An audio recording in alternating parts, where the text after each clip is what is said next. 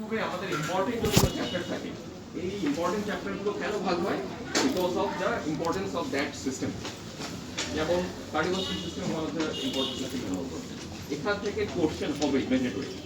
এখন কোশ্চেন আমাকে কোথায় কোথায় ফেস করতে হবে in the written exam, in the viva, in the short test and sometimes in the long test. সিরিয়াসের কোয়েশ্চেনগুলো রিলেটিভলি যদি একটু ক্রিটিক্যাল থাকে এই জন্য লং কেসে রিলেটিভলি কম দেওয়া হয়। একটা বা দুটা কেস কখন দেওয়া হয় but we have to face one short case regarding the CVS. CVS এর short case গুলোতে সাধারণত valvular heart disease common, কিন্তু nowadays valvular heart disease is very rare because এখন রিমোটেড আমাদের রিমেটিক ফিভার বলতে গেলে এখন পাওয়াই যায় না, কিন্তু ভালো ভালো অ্যান্টিবায়োটিক চলে আসছে। এই জন্য যদি কেস নাও পাওয়া যায় তাও তোমাদেরকে এক্সামিনেশন দেখার জন্য তারা এক্সামিনেশন করতে দিচ্ছে। তাহলে in viva board and in the written exam you have to face the question, lot of question from the CVS. Especially in the paper 1 written examination is included in the paper 1 written examination. You have to write down 2 questions from the CVS. 2 questions mean each question have 2 stems A, B. That means around 4 questions will be from the CVS chapter. In Viva board, there are 3 different boards. We have to face CVS in one board, not all in the board. আমাদের viva বোর্ডে মেডিসিনে কয়টা board থাকে? 3. One is absolutely pediatrics, another 2, one is absolutely internal medicine, another one half is internal medicine, half from any subspecialty. তাহলে আমাদের যদি 6 জন examiner থাকে for viva board, 2 are absolutely pediatrician for pediatric board, 3 are absolutely internists from the medicine, 1 is from sub branch.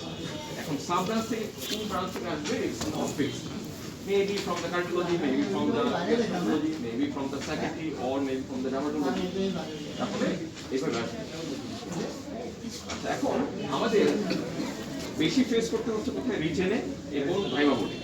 R long কেসে বললাম যে relatively rare long case regarding serious, তবে long কেসে অনেক সময় দু একটা কেস পাওয়া গেলে দেওয়া হয়, কিন্তু শর্ট কেস তোমাদেরকে ইচ এন্ড এভরি পারসনকে সিবিএস থেকে কমনলি একটা এক্সামিনেশন দেওয়া হয়। Maybe your short case is regarding the general examination or regarding the abdominal finding, but after doing the abdominal examination, examiner will ask you, okay, show me the how to auscultate the precordium of this patient. তার মানে তোমার কেসটা ছিল অন্য কিছু, কিন্তু পেশেন্টকে sir বললো যে তুমি প্রিকোডিয়ামটা আমাকে অস্কালেট করে দেখাও। তার মানে they want to see whether your examination procedure is all right or not. আচ্ছা, ফর এমবিবিএস এক্সাম আমরা গ্রস ফাইন্ডিংগুলো বের করতে বলি, হ্যাঁ, you have to detect the gross finding, but the most important part is the how will examine that patient. যেমন long কেসের জন্য during long case examination the important part is the how will present that case, how will take the history. ওখানে আমরা assess করে থাকি যে একজন symptom অ্যানালাইসিসটা কতটুকু করতে পারছে, রিলেভেন্ট সিমটমগুলো সে জিজ্ঞেস করছে কিনা, positive negative symptom of. In short case examination we assess mainly the examination skill. আচ্ছা, in short case usually we give 2 or 3 short case to a single student. Among 2 or 3 short case, the 3 are from different part of the our system. One should be a detailed examination, other 2 will be focused examination. Detailed examination mean maybe the examiner asks you do the general examination of this patient. It's a long examination, head to toe general examination, there are several parts. But another 2 maybe the examiner asks you just show me the how to palpate the liver of this patient or only percuss the chest from the front, এরকম বলি। তার মানে আমাকে যদি 3টা short case দেয়, একটা দিবে তোমরা একদম ডিটেইল করবে, কারণ ওখানে তারা দেখে যে স্টেপ আর স্টেপগুলো যে আছে পালপেশন, পারকাশন, অসকালটেশন, এই স্টেপগুলো তার ঠিক আছে, কোথাও সে ভুলে যাচ্ছে। আর বাকি 2টা দিবে ফোকাসড এক্সামিনেশন। আচ্ছা, অনেক সময় আমরা জেনারেল এক্সামিনেশনগুলোকেও ভাগ করে ফেলি, যেমন পুরোটা না দিয়ে আমাদের যখন টাইম শর্ট থাকে এমন হতে পারে যে তোমাদের ক্যান্ডিডেট একদিনে অনেকজন হয়ে গেছে পরীক্ষা, হয় না? এখন যখন ব্যাচ বড় দেখা যায় যে একদিনে 12-13 জন পরীক্ষা দিচ্ছে। তা সেক্ষেত্রে অনেক সময় পুরো শর্ট কেস এক্সামিনেশনকে তারা ফোকাসড এক্সামিনেশন তখন নেয়।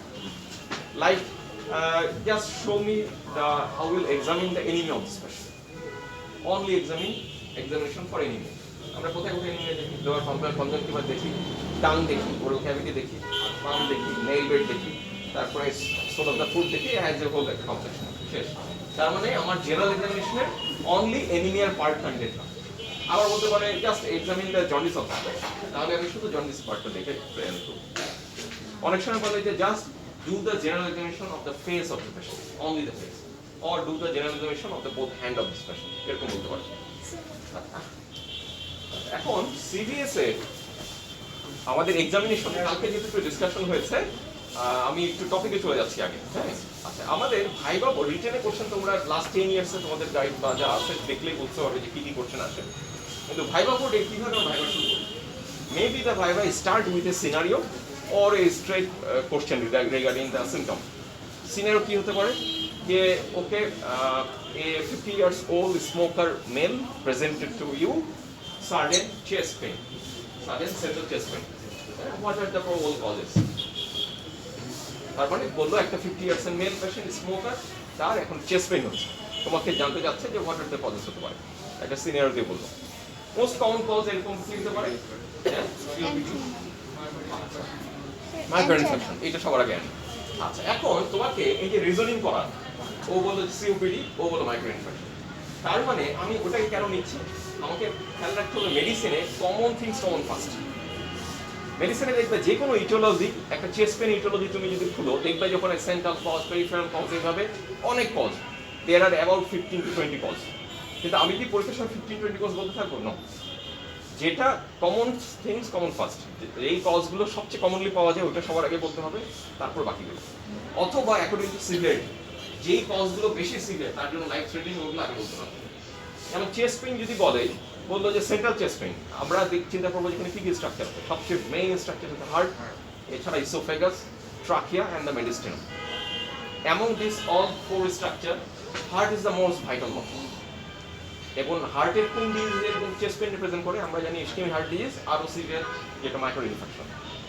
এবং micro infection is the life threatening condition, আমি যদি ট্রিট না করি পেশেন্ট মারা যাবে, তাহলে এইটা সবার আগে বলতে হবে। এখন তুমি যদি ট্রিকি হও, কেউ কেউ আছে যে ভাইবা বোর্ডকে সে স্টুডেন্টরাই গাইড করতে থাকে। দেখছো যারা একটু ভালো ভাইবা দেয়, অনেক আছে দেখবে যে পড়াশোনা বেশি করে না, সরাসরি চলে অন্য জায়গা আছে। অনেক আছে দেখবা তোমাদের মধ্যে রুমে খুব একটা পড়তেছে না, তেমন একটু পড়ে না, তারা যারা একটু একটা কথা শুনে, কিন্তু ভাইবা খুব এক্সেলেন্ট দেয়। এরা একটু ট্রিকি, এরা করে কি এক্সামিনারকে লিড করতে থাকে। যেমন বললো যে এই 50 years old male presented with chest pain, how as the patient. বললো যে sir, if the chest pain in the central, then it assert the cause. If the chest pain in peripheral, তাহলে এই কজ। তার মানে এক্সামিনারকে বোঝালো সে এটা detail জানে। তখন examiner বললো, ও তুমি সেন্ট্রাল পেরিফেরাল বলছো, আচ্ছা বলো তো সেন্ট্রাল আর কি কি বলো। তখন সে কোশ্চেন ইনভাইট করলো। আচ্ছা, কেউ আছে যে ও বললো যে চেস্ট পেনের কথা, আচ্ছা শুরু করলো একটা থেকে, একবার বলতেছে যে নিউমোনিয়া, একবার বলছে নিউমোথোরাক্স, একবার বলছে মাইক্রো ইনফেকশন, একবার বলতেছে ইসোফেজাইটিস, তার মানে হ্যাপাজার্ডলি। এখন এক্সামিনার পছন্দ করে যে একটু গুছিয়ে বলতেছে। আচ্ছা, এখন মেডিসিনে মুশকিল হলো অন্যান্য সাবজেক্টের সাথে ডিফারেন্সটাই হলো যে অন্যান্য সাবজেক্টে অনেক কিছু স্ট্রেট ফরওয়ার্ড, যেমন সার্জারি, এখানে এই ব্যথা হচ্ছে, এটাই এই হতে পারে। কিন্তু মেডিসিনে হলো দেয়ার আর সেভারাল কজ। চেস্ট পেনের দেখবে, যেমন আমি চেস্ট পেন শুরু করি, অনেক কজ। তোমাকে তাহলে রিজনিং করতে হবে যে কোনটা মোস্ট প্রবল কজ হতে পারে। স্যাররা কখনো 15-20টা কজ শুনতে চায় না, তারা সবসময় শুনতে চায় তুমি 3টা বা 4টা বলো, কিন্তু এই 3-4টা হতে হবে মোস্ট কমন ফার্স্ট ওয়ান, তারপরে then second one, then third one, এইভাবে।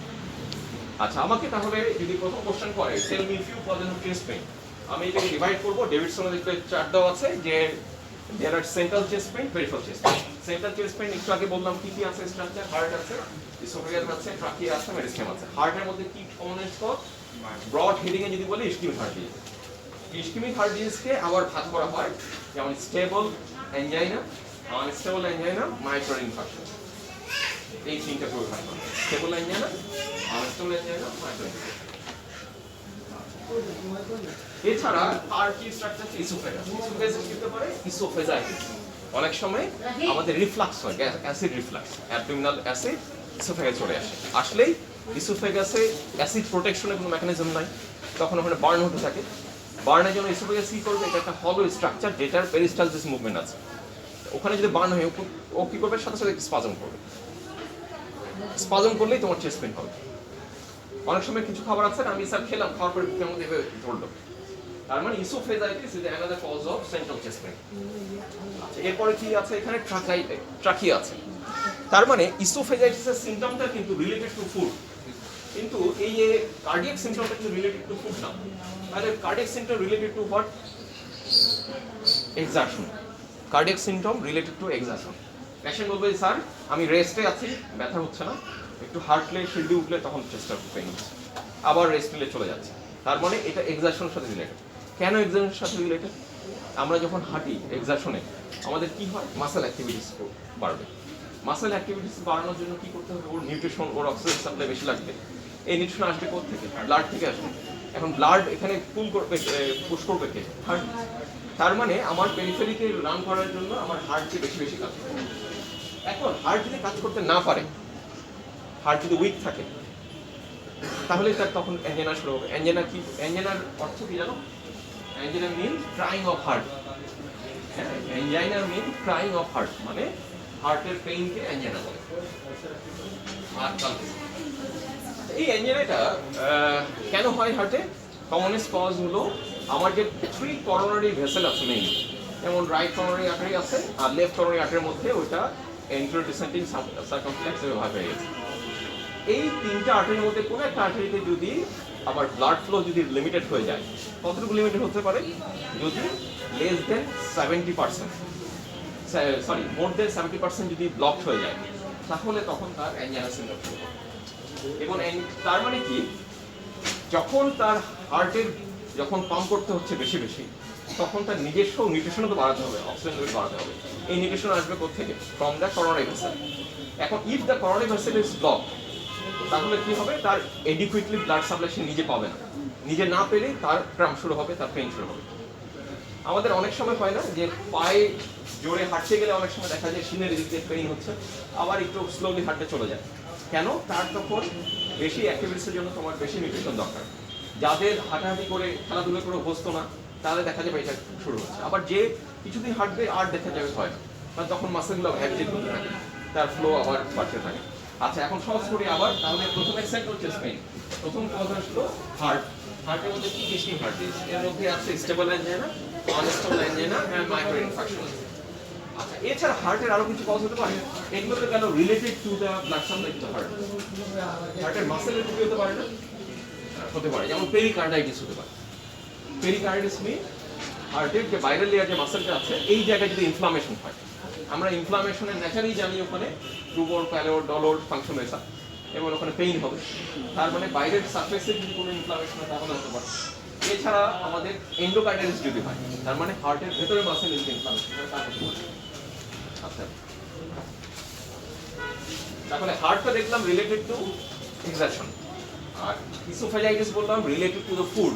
পেশেন্ট বলবে যে স্যার আমি during taking food, solid food specially, তখন আমার সেন্ট্রাল চেস্ট পেইন হচ্ছে, স্পাজম হচ্ছে। ট্রাকাইটিস একটু আগে বলো, ট্রাকাইটিস মানে কি? Inflammation in the trachea. আচ্ছা, ট্রাকিয়া কোথাকার স্ট্রাকচার? আমার রেসপিরেটরি ট্রাকের স্ট্রাকচার। যদি ট্রাকিয়াতে ইনফ্লামেশন হয় তাহলে এই সিম্পটম কি হবে? পেইন ছাড়াও মেইন সিম্পটম, হ্যাঁ, আচ্ছা, ডিপসনিয়ার চেয়েও রেসপিরেটরি কোন সিম্পটম সবার আগে? কাফ। সবার আগে first presentation is the calf. তাহলে কাফ হবে। ট্রাকাইটিসের পেশেন্ট বলবে কি sir I have severe irritating dry calf, এবং during কাফিং I feel central chest pain, sharp central chest pain. ট্রাকাইটিস commonly দেখবে যে কিছু কিছু ভাইরাল প্রোডিউস পাওয়া যায়, এই যে সিজনাল ফ্লু হতে থাকে, এগুলোতে হয়। পেশেন্ট এসে বলবে স্যার আমার এত শুকনা কাশি, কাশি দিলেই এই গলা, বুক, এই জায়গাটা জ্বলে যায়, মনে হচ্ছে গলা, বুকের মধ্যে মনে হচ্ছে খোঁচা মারতেছে। এই পেশেন্টগুলো হলো ট্রাকাইটিস পেশেন্ট। যদি বলে স্যার আমার এই যে শুকনা কাশি ইরিটেটিং, এখন দুদিন থেকে আমার গলার ভয়েস চেঞ্জ হয়ে গেছে, তাহলে কি? মেবি ল্যারিঞ্জাইটিস, তারপরে ল্যারিঙ্গিং হবে। আচ্ছা, পেশেন্ট এসে বললো যে sir initially it was very dry, very irritating and central rectal chest pain during coughing, but now for last 2 days I feel productive cough. That means এখন এটা আগে ছিল আপার এয়ার ইনফেকশন, এখন এটা ক্র্যাক করে নিচে হয়ে গেছে। যখন স্পুটাম প্রোডাকশন হতে শুরু করবে, ঠিক স্পুটাম বুঝবা যে এটা অ্যালভিলাই পর্যন্ত স্প্রেড করে গেছে। অ্যালভিওলে কি থাকে? প্রোটেক্টিভ মেকানিজম, ওখানে কিছু ফ্লুইড থাকে, ওখানে ম্যাক্রোফেজ থাকে, যদি কোনো অর্গানিজম ঢুকে ম্যাক্রোফেজ ওদেরকে ইনভলভ করে, নিজেও ডেথ হয়ে যায়, ওদেরকে মেরে ফেলে।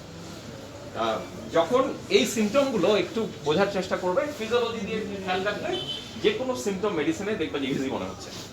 এই জন্য আমরা বলি যে ক্লিনিশিয়ান তারাই ভালো যাদের প্যাথোলজি নলেজটা ভালো। তোমাকে এত ডিজিজ সিমটম মুখস্থ রাখতে হয় না, তুমি যদি প্যাথোলজিক্যাল প্রসেসটা একটু চিন্তা করো, তুমি নিজেই সিমটম বানিয়ে দিতে পারো। তাহলে ট্রাকাইটিস হলে পেশেন্ট বলবে যে স্যার আমার ড্রাই কফ হচ্ছে, সিভিয়ার ইরিটেটিং এবং ব্রিদিং কাফিং, আমার সেন্ট্রাল এখানে শার্প চেস্ট পেইন ফিল হচ্ছে। সেন্ট্রাল কজ গুলো গেল। এখন পেরিফেরাল কজ, পেরিফেরালের কি কি স্ট্রাকচার আছে? মেইন লাং আছে, লাংয়ের বাইরে প্লুরা আছে, দেয়ার আর রিব ক্রেজ এবং ইন্টারকোস্টাল মাসেল আছে। তাহলে পেরিফেরাল চেস্ট পেইন হলে এই জায়গাগুলো থেকে হবে।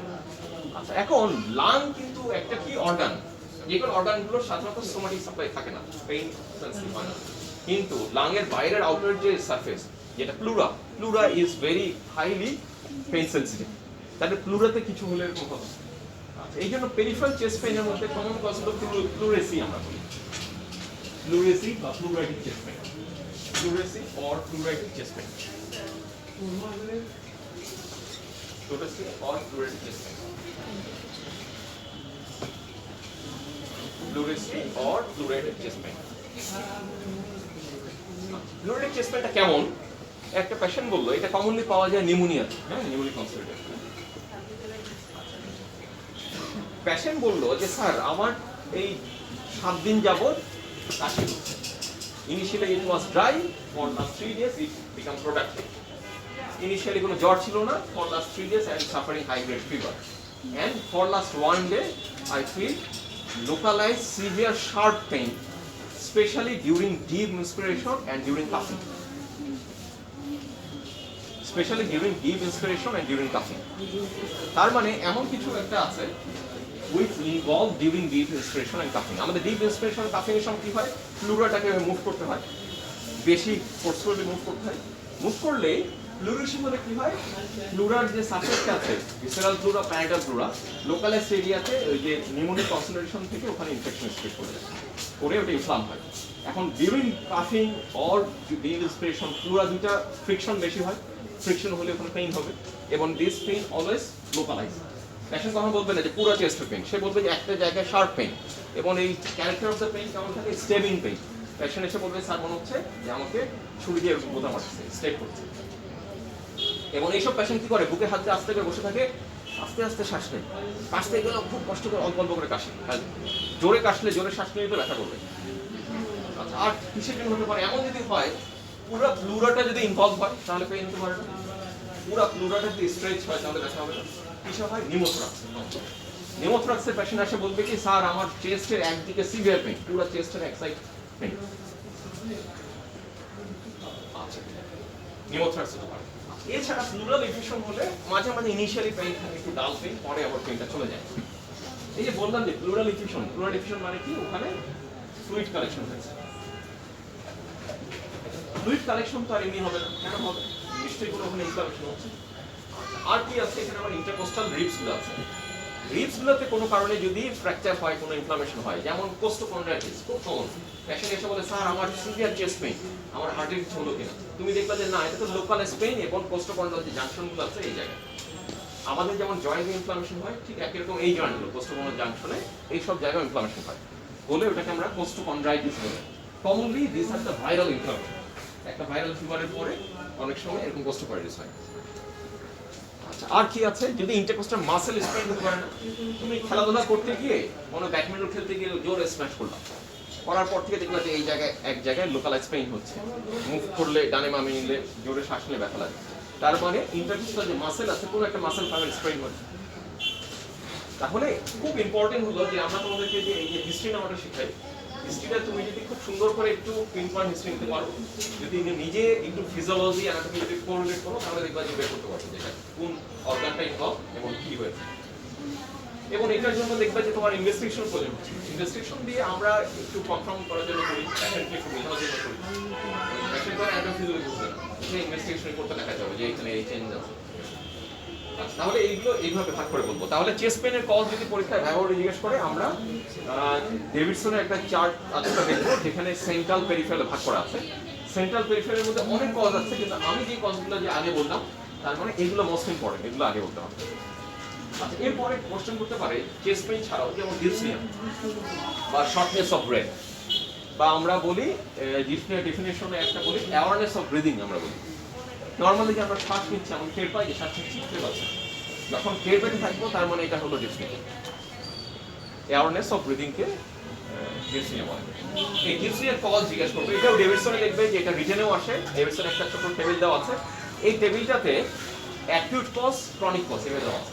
অ্যাকিউট মানে few hours to few days এরকম কজ, ক্রনিক কজ মানে few weeks to few month যে কজগুলো। ওই অ্যাকিউট কজ ক্রনিক কজের মধ্যে প্রথমে আছে রেসপিরেটরি কজ, তারপরে আছে সিভিয়াস কজ, তারপরে মিসেলিনিয়াস অন্যান্য কজ। দ্যাট মিন রেসপিরেটরি কজের কারণে তো ডিসনিয়া হয়, সিভিয়াস এর কারণেও হয়, আর এছাড়া সিস্টেমিক কিছু ইলনেসের ডিসনিয়া। এখন রেসপিরেটরি কজের মধ্যে কিসের ডিসনিয়া হতে পারে? কমনেস্ট হলো যে ডিজিজগুলো ডিসনিয়া নিয়ে প্রেজেন্ট করে, যেমন অ্যাজমা, সিওপিডি। অ্যাজমা, সিওপিডি এই শীতকাল আসছে, এবার দেখো অ্যাজমা, সিওপিডি ফেস বেড়ে যাবে। আচ্ছা, আর কিছু হতে পারে যেমন এই যে বললাম নিউমোথ্রাক্স, যারা একদিকে নিউমোথ্রাক্স লাংটা পুরো ওই জায়গা এয়ার ফুল আপ করে আছে, ওখানে তো শ্বাসকষ্ট হবে। তারপরে লার্জ প্লুরাল ডিফিউশন ওখানে হতে পারে। তারপরে একটা পেশেন্ট নিউমোনিয়া হলো, তারও ডিসনিয়া হতে পারে। তো this are the respiratory cause, যেগুলো অ্যাকিউট কজ, অ্যাকিউটলি হচ্ছে। আবার রেসপিরেটরি কজের মধ্যে কিছু আছে ক্রনিক কজ, যেমন এই যে সিওপিডি, এই ওষুধটা তো একটা ক্রনিক প্রোগ্রেসিভ ডিজিজ। দেখা যায় পেশেন্ট সারা বছরই তার ডিসনিয়া কন্ট্রোলে থাকে, কিন্তু অ্যাজমা পেশেন্টগুলোর সুবিধা হলো অ্যাজমা হলো এপিসোডিক, পিরিয়ডিক। তার সারা বছরের মধ্যে ফিউ মান্থ সে অ্যাজমা অ্যাটাক থাকবে, বাকি ফিউ মান্থ সে একটা অ্যাবসলিউট অলরাইট, আবার ওয়েদার চেঞ্জ হবে, আবার অ্যাবনর্মাল থাকবে, আবার অ্যাবসলিউট অলরাইট। কিন্তু সিওপিডি পেশেন্ট আর নেভার সিম্পটম ফ্রি, তার সিম্পটম কিছু হলেও মিনিমাম সিম্পটমটা থাকবে, কখনো অ্যাবসলিউটলি সিম্পটম ফ্রি হবে না। আচ্ছা, যেমন সিভিএস এর কজের মধ্যে কিসে ডিসনিয়া হয়? Heart failure, commonly heart failure না? কোন হার্ট ফেলিয়ারে বেশি ডিসনিয়া হয়? Left heart failure, left heart failure. তাহলে হার্ট ফেলিয়ার আমরা জানি যে অ্যাকিউট হার্ট ফেলিয়ার হতে পারে, ক্রনিক হার্ট ফেলিয়ার হতে পারে। অ্যাকিউট হার্ট ফেলিয়ার হলে অ্যাকিউট ডিসনিয়া আসবে, chronic heart failure chronic dyspnoea আসবে।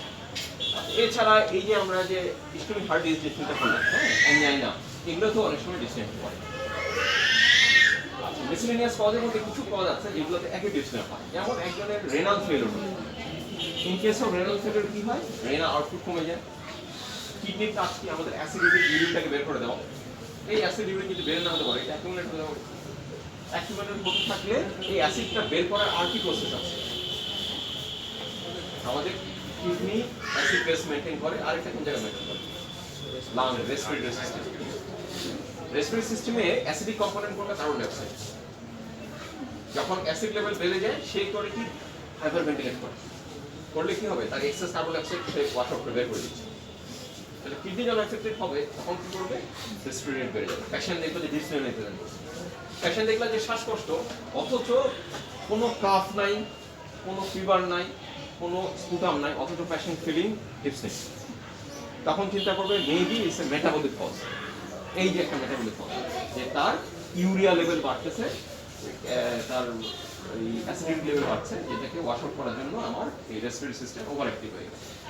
আচ্ছা, কিছু পেশেন্ট আছে এনিমিক, এনিমিয়া হলে ডিসনিয়া হয় না, কিন্তু এটা সাধারণত হয় ক্রনিক ডিসনিয়া, যে আস্তে আস্তে এনিমিয়া ডেভেলপ করে, এবং যখন এনিমিয়া বাড়তে থাকে পেশেন্ট ফ্যাটিক হয়ে যায়, পেশেন্ট একটু এক্সারশনে ডিসনিয়া হতে থাকে, হাঁপাতে থাকে, আবার রেস্ট নিলে তখন ইমপ্রুভ করে যায়। তারপরে কিছু আছে ডিসনিয়া সাইক্লোজেনিক, দেখবা ফিমেলদের, ইয়াং ফিমেলদের অনেক সময় পাওয়া যায়, চেস্ট ক্লিয়ার, সবই ক্লিয়ার, তাকে হিস্ট্রিনে দেখা গেল যে লাস্ট নাইটে কেউ তাকে বকা দিয়েছে বসায়, রাত জেগে জেগে মোবাইলে দেখছে, বকা দিচ্ছে, মোবাইলে দেখছে, সকাল থেকে ডিসনিয়া, শ্বাসকষ্ট। তার মানে এগুলো সাইক্লোজেনিক বা ফাংশনাল। এখানে আমার লাঙের কোনো ট্রিটমেন্ট দরকার নেই, হার্টের কোনো ট্রিটমেন্ট দরকার নেই, আমরা তাকে এনজিওলাইটিক বা অ্যান্টি সাইকোটিক ড্রাগ দিয়ে ট্রেন করতে যাবে, বা একটা ঘুমের ওষুধ দিলেও ঠিক হয়ে যাবে। তাহলে আমাদেরকে সিমটমের মধ্যে সিভিএস থেকে মোস্ট ইম্পর্টেন্ট সিমটম হলো চেস্ট পেইন, নেক্সট সিমটম হলো ডিসনিয়া, এই দুটো ভালো বলবো। আরেকটা হলো বাইপ্যাডাল ইডিমা বা অ্যাঙ্কেল ইডিমা আমরা বলি। আমরা জানি সিভিএস এর হার্ট ফেলিয়ার হলে অ্যাঙ্কেল ইডিমা পাওয়া যায়, more in case of right heart failure. Right heart failure বেশি ইডিমা পাওয়া যায়, লেফট হার্ট ফেলিয়ারও পাওয়া যায়, কিন্তু রাইট হার্ট ফেলিয়ার মোর। আচ্ছা, তার মানে আমাদেরকে সিমটম অ্যানালাইসিস থেকে শুরু করতে পারে, অথবা স্ট্রেট কোনো একটা ডিজিজে চলে যায়। এখন সিবিএস এর আমি কিছু জিনিস ডিসকাস করব যেগুলো ভাইবা বোর্ডে ধরে এবং তোমাদের রিটেনের জন্য লাগবে। আচ্ছা, প্রথমে আসি হার্ট রেট নিয়ে। What is the normal heart rate of a person? Normal heart rate viva বোর্ডে জিজ্ঞেস করে 60 to 90 beat per minute. Always আমরা একটা রেঞ্জে বলবো। আচ্ছা, মেডিসিনে আমরা এটা হলো ফিজিওলজিক্যাল রেঞ্জ, কিন্তু মেডিসিনে আমরা ফলো করি 60 টু বিলো 100। মেডিসিনে 60 টু বিলো 100, ফিজিওলজিতে বলে 60 টু 90, মেডিসিনে হলো 60 টু বিলো 100। 100 হলে আমরা ট্যাকিকার্ডি। যদি হার্ট রেট 100 বা তার উপরে চলে যায় তাহলে ট্যাকিকার্ডি। যদি 60 নিচে চলে যায় tachycardia. What are the causes of tachycardia? দেখো খুব সিম্পল, ফিজিওলজি পড়ছেন আমাদের, সেই ফার্স্ট ইয়ারে পড়ছেন, হ্যালো রোডে আবার জিজ্ঞেস করবেন। না পারলে একদম এই জায়গাগুলো সারা খুব ইরিটেট হয়, তখন ফার্স্ট যায়। ট্যাকিকার্ডির কজ কি কি? ফিজিওলজিক্যাল, প্যাথোলজিক্যাল, এভাবে ভাগ করব। ফিজিওলজিক্যাল কজের মধ্যে কি কি আছে ট্যাকিকার্ডির? এক্সারশন, ইমোশন, এগুলোতে হবে না? একজন এক্সারশন, ইমোশন, কান্নাকাটি করলো, তার ট্যাকিকার্ডিয়া হবে। আচ্ছা, প্যাথোলজিক্যাল কজ কি আছে? প্যাথোলজিক্যাল কজ ফিভার একটা বলবো, অ্যানিমিয়া, ফিভার, এগুলো। এছাড়া হাইপারথাইরয়েডিজম আছে, থাইরয়েড টক্সিকোসিস বা হাইপারথাইরয়েডিজম। এছাড়া কিছু ড্রাগস আছে, যেমন তোমার অ্যাজমা আছে, তুমি বিটা 2 অ্যাগনিস্ট খেয়েছো, সালবুটামল, এটা ট্যাকিকার্ডিয়া বলে, তাহলে এই ড্রাগটা খেলে হবে। কিছু আছে কার্ডিয়াক কন্ডিশন, হ্যাঁ, মায়োকার্ডাইটিস বা হার্ট ফেলিওর হলেও অনেক সময় ট্যাকিকার্ডিয়া। তাহলে আমরা কজগুলোকে এইভাবে গুছিয়ে পড়বো। জিজ্ঞেস করলে ট্যাকিকার্ডিয়ার কজ জিজ্ঞেস করলে স্যার ফিজিওলজিক্যাল, প্যাথোলজিক্যাল ভাগ করতে হবে। আচ্ছা, what are the causes of bradycardia? Physiological, pathological. আবার ফিজিওলজিক্যাল কি কি আছে? ডিউরিং স্লিপ, তারপরে ইন কেস অফ অ্যাথলেট যারা যোগা করে তাদের। আচ্ছা, প্যাথোলজিক্যাল কি কন্ডিশন আছে? একটা হলো হার্ট ব্লক, তারপরে হাইপোথাইরয়েডিজম, তারপর হাইপোথার্মিয়া, হার্ট ব্লক। আর কিছু হতে পারে ড্রাগ ইনফেকশন, যেমন beta blocker, digoxin. This causes bradycardia. আমরা এরকম দুই একটা কজ জিজ্ঞেস করব। তার মানে হার্ট রেট জিজ্ঞেস করলে নেভার সে যে sir 74 beat per minute, 80 beat per, no, it's always in range. আচ্ছা, এখন আসি blood pressure. What is the normal blood pressure of a person? এইখানেও আমরা ফিক্স বলবো না, কখনো বলবো না যে 120/80, 157, এরকম না। Always separately systolic and diastolic বলতে হবে। সিস্টোলিক ব্লাড প্রেশার কত নরমালি? 92 বিলো 140, মানে 139 চলবে, 92 বিলো 140, এটা হলো সিস্টোলিক। ডায়াস্টোলিক ব্লাড প্রেশার কত? 62 বিলো 90, 62 বিলো 90। এই রেঞ্জটা একদম পাস না করা পর্যন্ত খেয়াল রাখবে।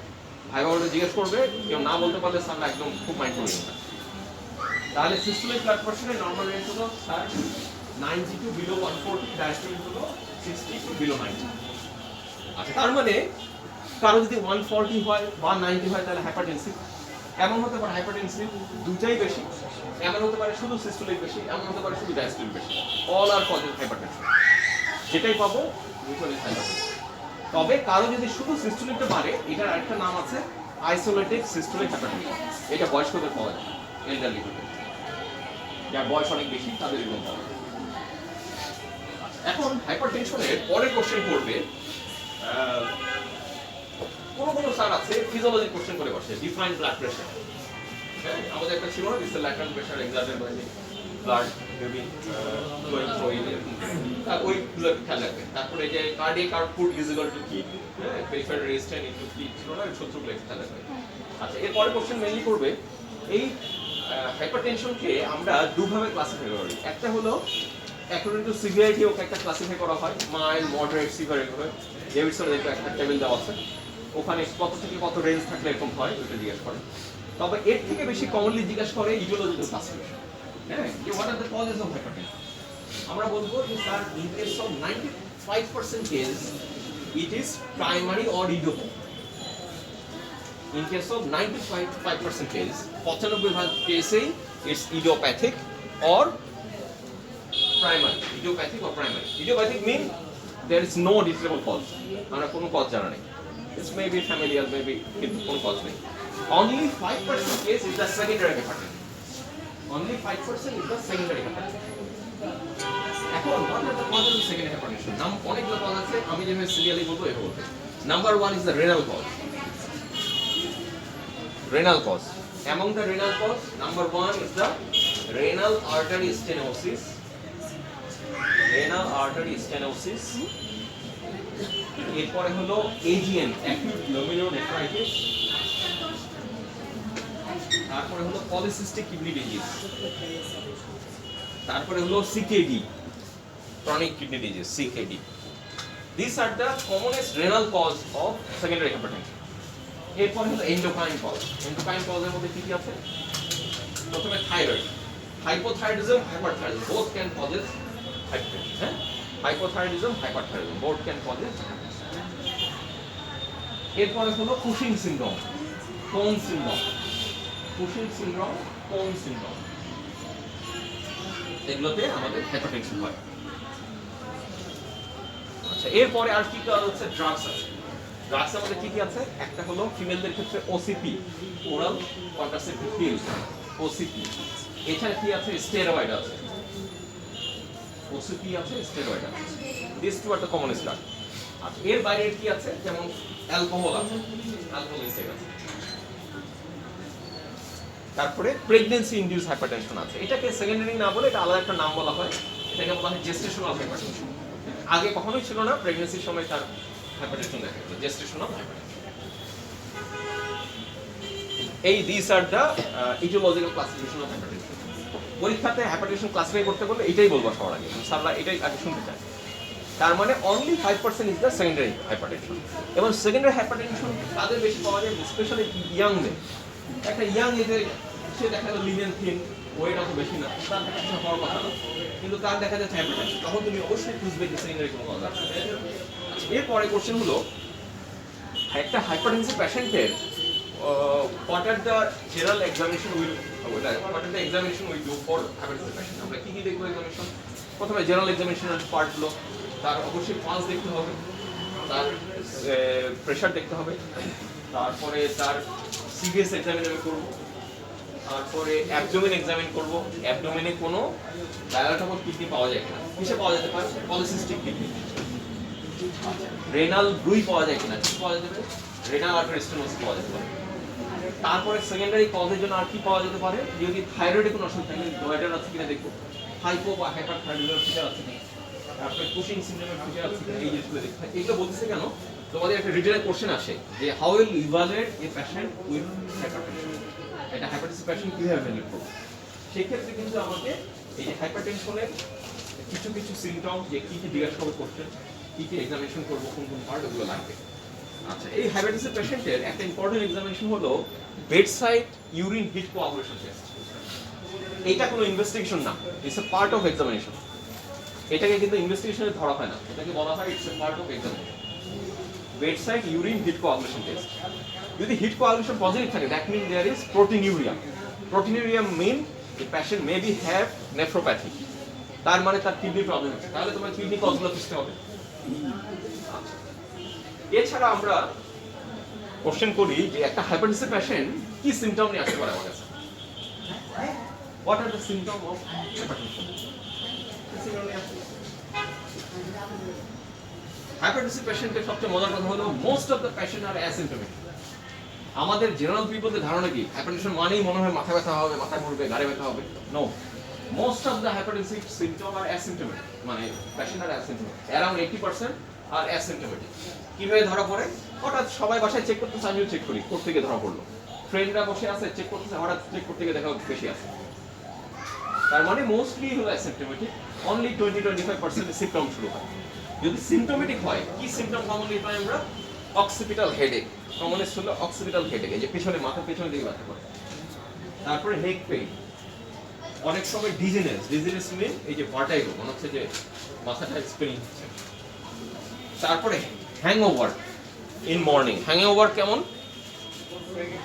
হ্যাংওভার হলো ঘুম থেকে উঠলো, সে ঘুমায় 6 ঘন্টা 7 ঘন্টা ঘুমালো, কিন্তু সকালে উঠে ফ্রেশ লাগছে না, মনে হচ্ছে যে তার মাথাটা হেভি হয়ে আছে, তার একটা কেমন মনে হচ্ছে যে স্লিপটা কমপ্লিট হয় না, এই ধরনের একটা হ্যাংওভার থাকে। এটা থাকলেও আমরা বুঝবো যে তার সম্ভাবনা আছে।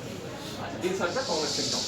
এছাড়া সেকেন্ডারি হাইপারটেনশনের যা যা সিমটম হতে পারে, ওগুলো হচ্ছে থাইরয়েডের সিমটম, তারপরে কুশিং সিনেমার সিনড্রোম, ওগুলো সেপারেট, কিন্তু স্পেশালি হাইপারটেনশনের জন্য আমরা এগুলো স্ট্যান্ডার্ড।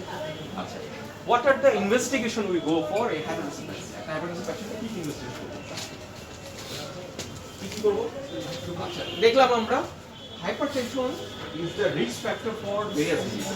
এবং কিছু ডিজিজ আছে যেগুলো হলে হাইপারটেনশন হতে পারে। যেমন একজনের ডিজিজ যদি কোলেস্টেরল বেশি থাকে তাহলে হাইপারটেনশন হতে পারে, একজনের ডায়াবেটিস থাকলে হাইপারটেনশন হতে পারে। তাহলে আমরা কি টেস্ট করব? প্রথমে হলো একটা fasting blood sugar, fasting lipid profile, fasting blood sugar, fasting lipid profile. এরপরে আমরা কিডনিটা দেখার চেষ্টা করব। তাহলে কি করব?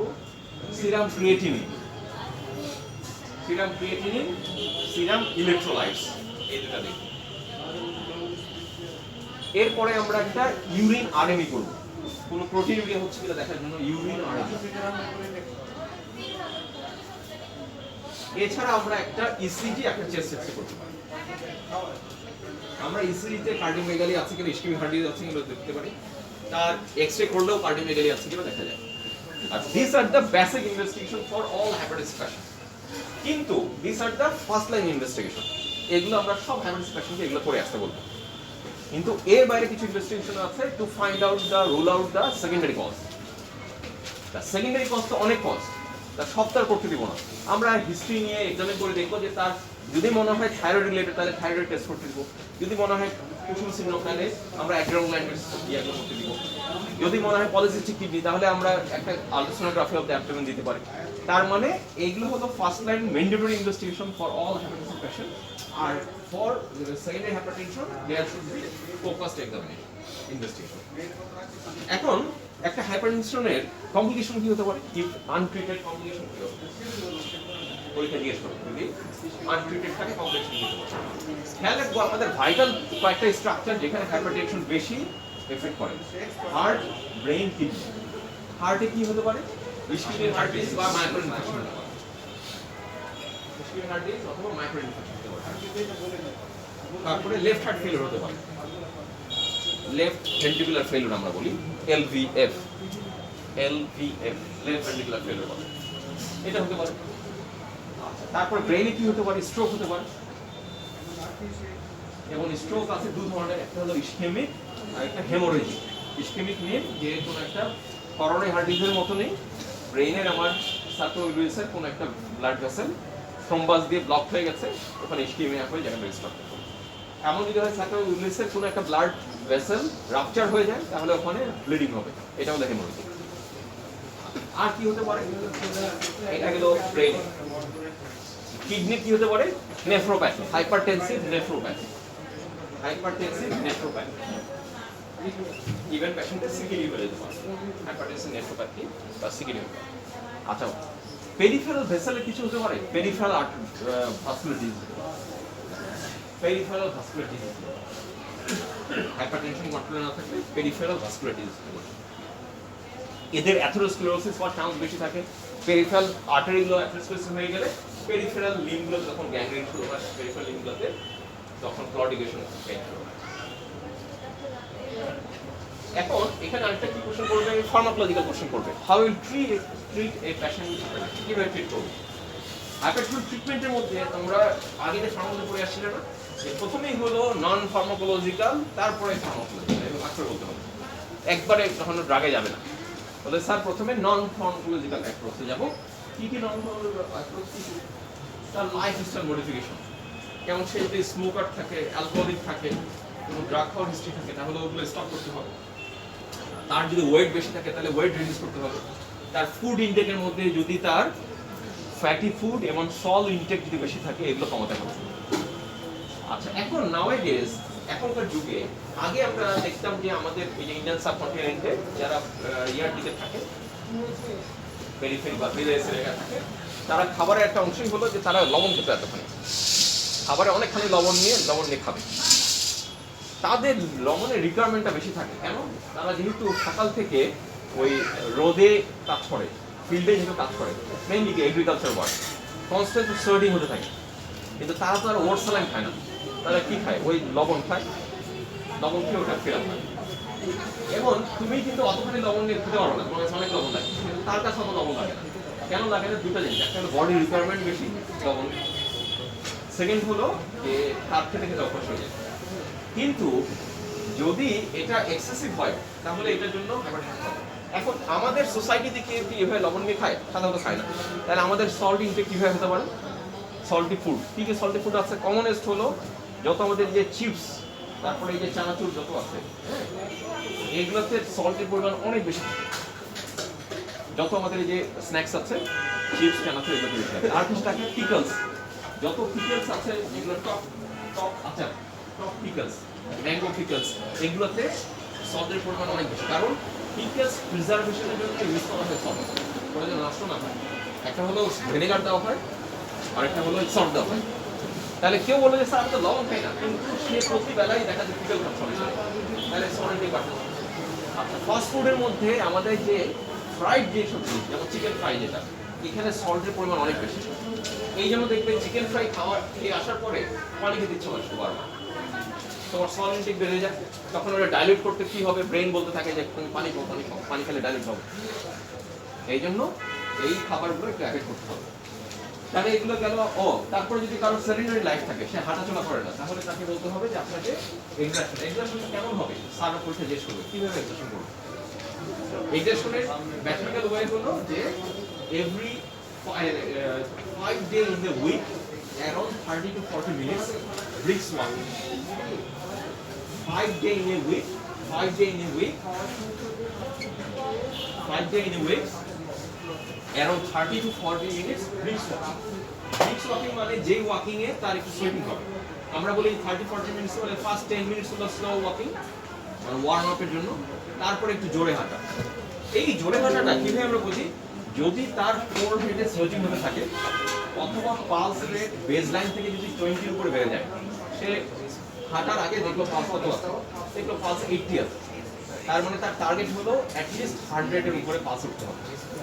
যদি তার হাঁটার সময় 100 এর উপরে উঠে, তাহলে বুঝতে হবে তার এটা ঠিক হচ্ছে। এখনকার যুগে খুব সহজ হলো, অ্যান্ড্রয়েড ঘড়ি আছে, রিস্টব্যান্ড পাওয়া যায়, এগুলোতে এই ডিটেকশনগুলো পাওয়া যায়। আচ্ছা, এখন হলো ফার্মাকোলজি। ফার্মাকোলজিক্যাল মধ্যে আমাদের ডেভিডসনের পুরনো ইস্যুতে একটা টেবিল দেওয়া ছিল। ওই টেবিলের মধ্যে এ, বি, তারপরে সি, ডি এরকম কিছু ড্রাগ দেওয়া ছিল। এই অ্যাপ্রোচটা সবচেয়ে বেস্ট। হ্যাঁ, তা তোমাদের পরীক্ষাতে এত ডিটেল তোমরা এখন তো ফোর্থ ইয়ার, ফিফথ ইয়ারে গেলে আমি এটা ডিটেল পড়াবো যে কিভাবে আমরা ড্রাগ টেস্ট করব। তোমাদেরকে এই স্টেজে জিজ্ঞেস করতে পারে just tell me few anti hepatitis drug, just ক্লাসিফিকেশনগুলো বলবে কি কি আছে। সবচেয়ে কমন হলো এ, যেটা এখন সবচেয়ে পপুলার। এ মানে হলো ACE inhibitor and ARB. A মানে হলো দুটো, ACE inhibitor and ARB. ACE inhibitor মধ্যে কি আছে? যেমন রেমিপ্রিল, ক্যাপটোপ্রিল, এগুলো হলো এসি ইনহিবিটর। এআরবি এর মধ্যে কি কি আছে? যেমন লসার্টেন পটাশিয়াম, অলসার্টেন পটাশিয়াম, তারপর olmesartan, this are the ARB, angiotensin receptor block. C মানে কি? সি মানে হলো calcium channel blocker. Calcium channel ব্লকারের মধ্যে দুটোই সবচেয়ে বেশি ইউজ হয়। One is amlodipine, second one is nifedipine. Amlodipine, second one is nifedipine. তারপর আছে D, D means diuretics. There are several diuretics. আচ্ছা, এর মধ্যে আছে ডায়াবেটিস, তো অনেক ধরনের আছে, কিন্তু অ্যান্টি হাইপারটেনসিভ ডায়াবেটিস ইউজ করা হয় শুধু থায়াজাইড ডায়াবেটিস। শুধু থায়াজাইডকে অ্যান্টি হাইপারটেনসিভ হিসেবে ইউজ করা হয়। বাকিগুলো কিন্তু আমরা রেগুলার ড্রাগ হিসেবে অ্যান্টি হাইপারটেনসিভ হিসেবে ইউজ করি না। থায়াজাইডকে অ্যান্টি হাইপারটেনসিভ ড্রাগ হিসেবে ইউজ করা হয়। আচ্ছা, এর বাইরে আর কি আছে? বিটা ব্লকার আছে। বিটা ব্লকারের মধ্যে এখন ইদানিং ইউজ করি আমরা কার্ডিওসেলেক্টিভ, যেমন বেসোপ্রোলল, মেটোপ্রোলল, এটিনোলল, এগুলো দিয়ে একটা কার্ডিওসেলেক্টিভ বিটা ব্লকার, এগুলো ইউজ করা হয়। এছাড়া আছে আলফা ব্লকার, যেমন প্রাজোসিন আছে না, হ্যাঁ, আলফা ব্লকার ইউজ করা হয়। এই দুই একটা নাম একটু জিজ্ঞেস করে স্যার, পরীক্ষা যেন নামগুলো বলতে হবে।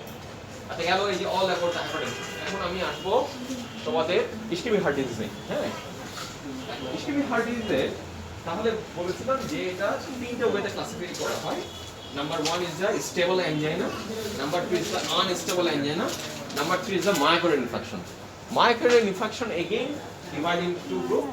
One is ST elevation MI, second one is non-ST MI. Just লিখে রাখো, এগুলো আমরা ফিউচার যেতে যেতে আমরা যখন ইসিজি পড়বো এগুলো ক্লিয়ার হয়ে যাবে। ST MI আর non-ST MI, ST MI and non-ST MI.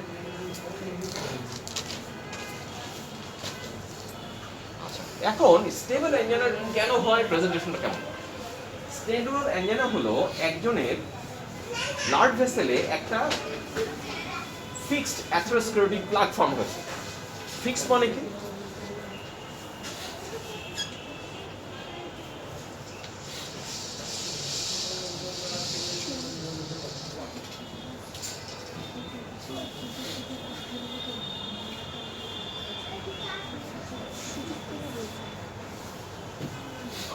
এটা যদি আমার ব্লাড ভেসেল হয়, এখানে দেখো এখানে এলিভেশন হয়ে এখানে অ্যাথেরোস্ক্লেরোটিক প্লাগ ফর্ম হয়েছে। প্লাগ কি দিয়ে ফর্ম হয়?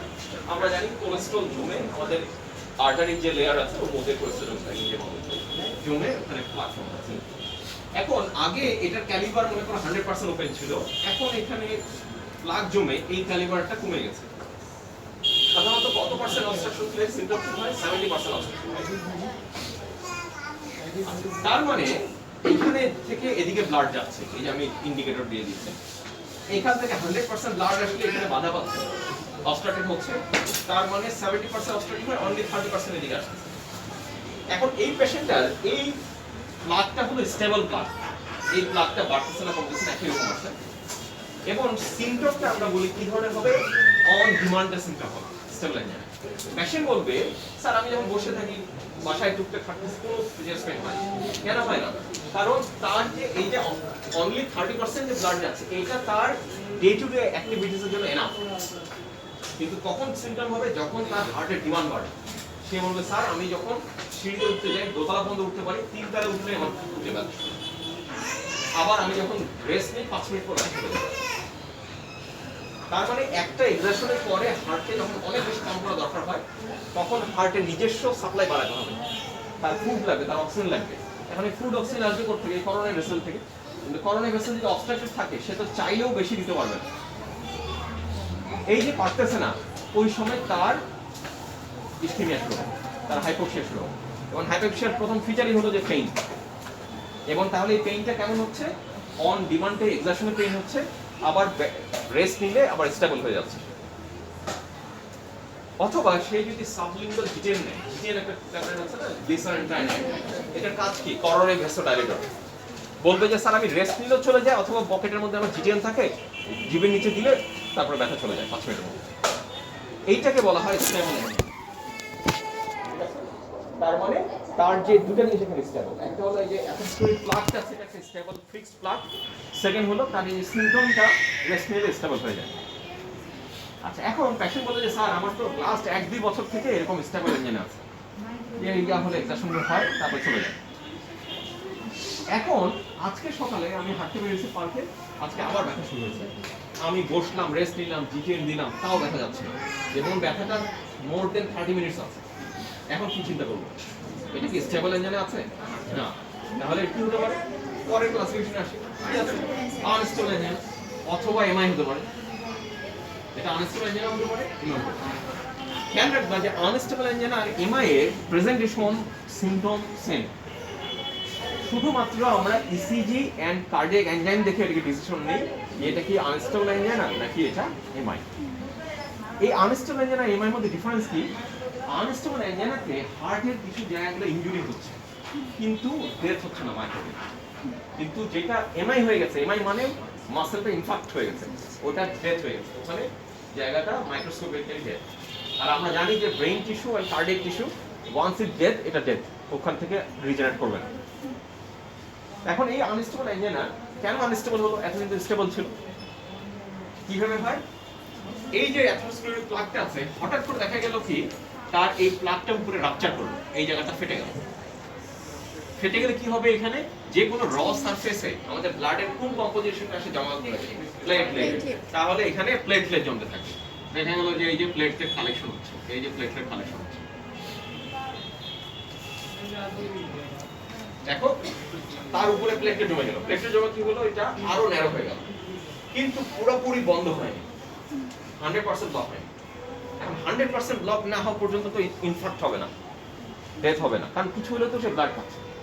তাহলে কি হবে? তার এই অবস্থায় আনস্টেবল অ্যাঞ্জিনা, এই পেশেন্টটা আনস্টেবল অ্যাঞ্জিনা হবে, যে তার ওখানে প্লেটলেট কালেকশন হচ্ছে কিন্তু 100% ব্লক হয়নি, কিছু কিছু ব্লাড পাচ্ছে, একেবারে মারাও যাচ্ছে না, আবার সে ইনজিউর্ড হয়ে বসে আছে। এটা হলো আনস্টেবল অ্যাঞ্জিনা। এই পেশেন্টটাই কি করবো আমরা এখন ইমিডিয়েটলি হসপিটালে নেবো, ট্রিটমেন্ট শুরু করবো। কিন্তু পেশেন্টটা মনে করলো কি এটা মনে হয় আমার গ্যাস্ট্রিকের পেইন, বাসায় বসে সে গ্যাস্ট্রিক ওষুধ খেতে থাকবে, ডিলে করলে কি হবে, আস্তে আস্তে এই জায়গাটা একদম 100% ব্লক হয়ে যাবে। তাহলে কি হবে, 100% ব্লক হয়ে গেলে ডিস্টালি আগে ইনজুরি হয়েছিল, এখন ইনফাক্ট হয়ে যাবে, মাইক্রো ইনফেকশন। আগে ছিল আনস্টেবল অ্যাঞ্জাইনা, এখন হয়ে গেল ফুল এমআই। এই জন্য আনস্টেবল অ্যাঞ্জাইনা আর এমআই এটাকে আমরা ক্লিনিক্যালি সিম্পটম থেকে ডিফারেন্স করতে পারি না, এটাকে ইনভেস্টিগেশন ডিফারেন্স করতে হয়, এবং দুটাই ইটস এ কার্ডিয়াক ইমার্জেন্সি। এই জন্য এই দুটাকে একসাথে আরেকটা নামে ডাকা হয়, acute coronary syndrome. Acute coronary syndrome এই নামেও ডাকা হয়, acute coronary syndrome, acute coronary syndrome. এই দুটাকে একসাথে এই নামেও ডাকা হয়। তার মানে এরকম পেইন নিয়ে আসলে আমি বলবো যেটা অ্যাকিউট করোনারি সিনড্রোম, একে ইমিডিয়েটলি হসপিটাল। এখন হসপিটালে ডিফারেন্সিয়েট করো, ডিফারেন্সিয়েট কিভাবে করি আমরা করি ইসিজি। ইসিজিতে যদি এসটি এলিভেশন থাকে আমরা বলি যে এটা এমআই, এসটি এলিভেশন।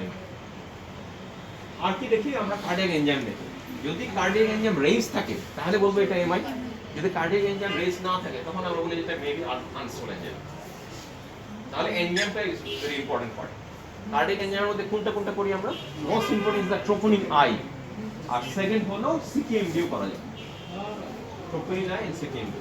তাহলে ট্রোপোনিন আই যদি রেইজ থাকে তাহলে এটা এমআই কনফার্ম, যদি ট্রোপোনিন আই না বাড়ে তাহলে এটা মেবি আনস্টেবল এনজাইম। পরীক্ষাতে তোমাদের একটা কোশ্চেন করে, আচ্ছা describe a classical cardiac chest pain of MI. একটা এমআই এর চেস্ট পেইন ডিসক্রাইব করো। এটা আগের পুরনো এডিশন ডেভিডসনে খুব সুন্দর একটা বক্সে দেওয়া ছিল, এখন এমন জায়গায় লেখা যেটা খুঁজে পাওয়া যায় না। আমি এই যে ডিসক্রাইব করতেছি, দেখে নাও। যদি বলে এমআই চেস্ট পেইন ডেসক্রিপশন দাও, কি হবে, this is sudden severe retroexternal pain, sudden severe retroexternal pain, which is tightness, heaviness and choking in nature. Tightness, heaviness and choking in nature. Patient বলবে কি যে আমার মনে হচ্ছে স্যার বুকটা টাইট হয়ে আছে, কেউ বলবে যে বুকের উপরে মনে হচ্ছে যে অনেক ওয়েট দিয়ে রেখেছে, কেউ বলবে চকিং নেচার, মনে হচ্ছে যে গলায় মনে হয় বুকের মধ্যে খাবার আটকে গেছে। Tightness, heaviness, choking in nature, which may radiate in the left shoulder, left arm, lower jaw or epigastrium, left shoulder, left arm, lower jaw and the epigastrium. Pain persists for more than 30 minutes and does not subside after taking rest or sublingual GTM. Pain persists for more than 30 minutes and does not subside after taking rest or sublingual GTM. Pain may be associated with sweating, dyspnea, nausea, vomiting.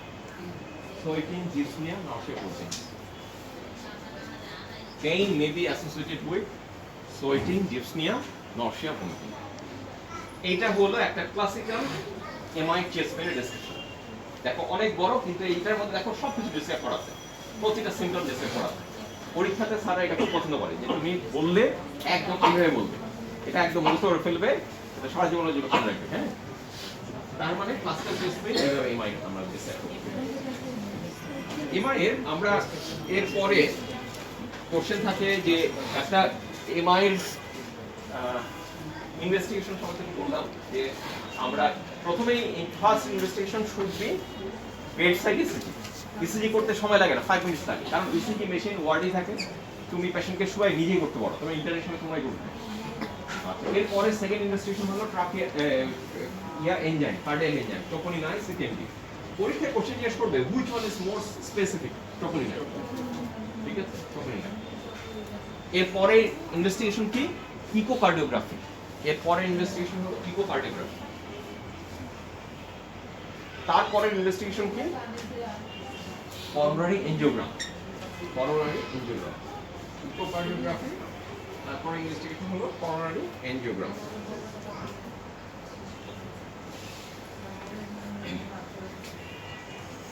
তাহলে আমাদের এগুলো,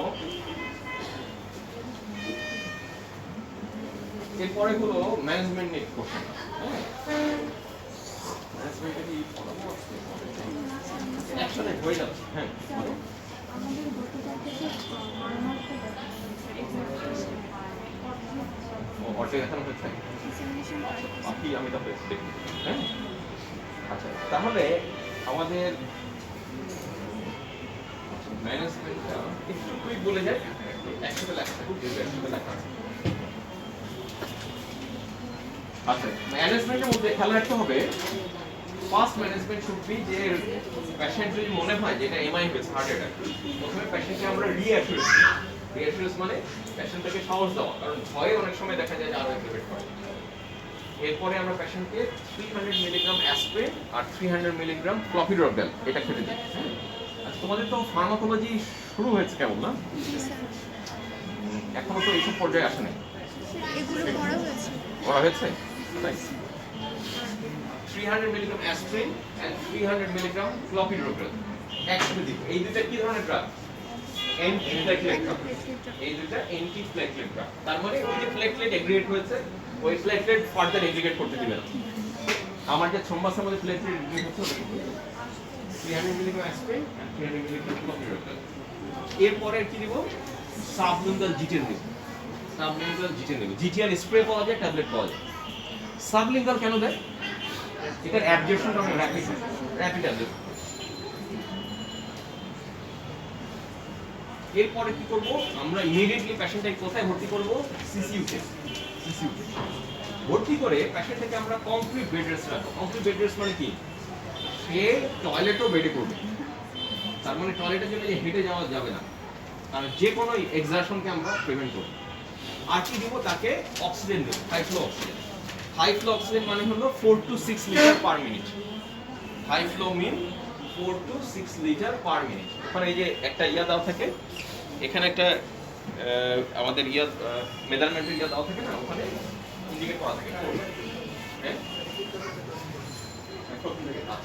তাহলে MI যদি suspect হয়, প্রথমে কি করব? পেশেন্টকে রিঅ্যাসুরেন্স করব এবং তাকে 300 ইমিডিয়েট, এটা হসপিটালে দরকার নাই, তোমার বাসায় হোক, পেরিফেরিতে হোক, দোকান থেকে 300 milligram aspirin and 300 milligram clopidogrel tablet তাকে খেতে দিতে, এবং তাকে জিভের নিচে সাবলিঙ্গুয়াল জিটেন দিতে, দিয়ে তাকে ইমিডিয়েটলি একটা সিসিইউতে অ্যাডমিট করব। সিসিইউতে গেলে তাকে কমপ্লিট বেড রেস্টে রাখবো, তাকে হাই ফ্লো অক্সিজেন দিব। এখন বাকি ওষুধ দিব। বাকি ওষুধ আর কি দিব?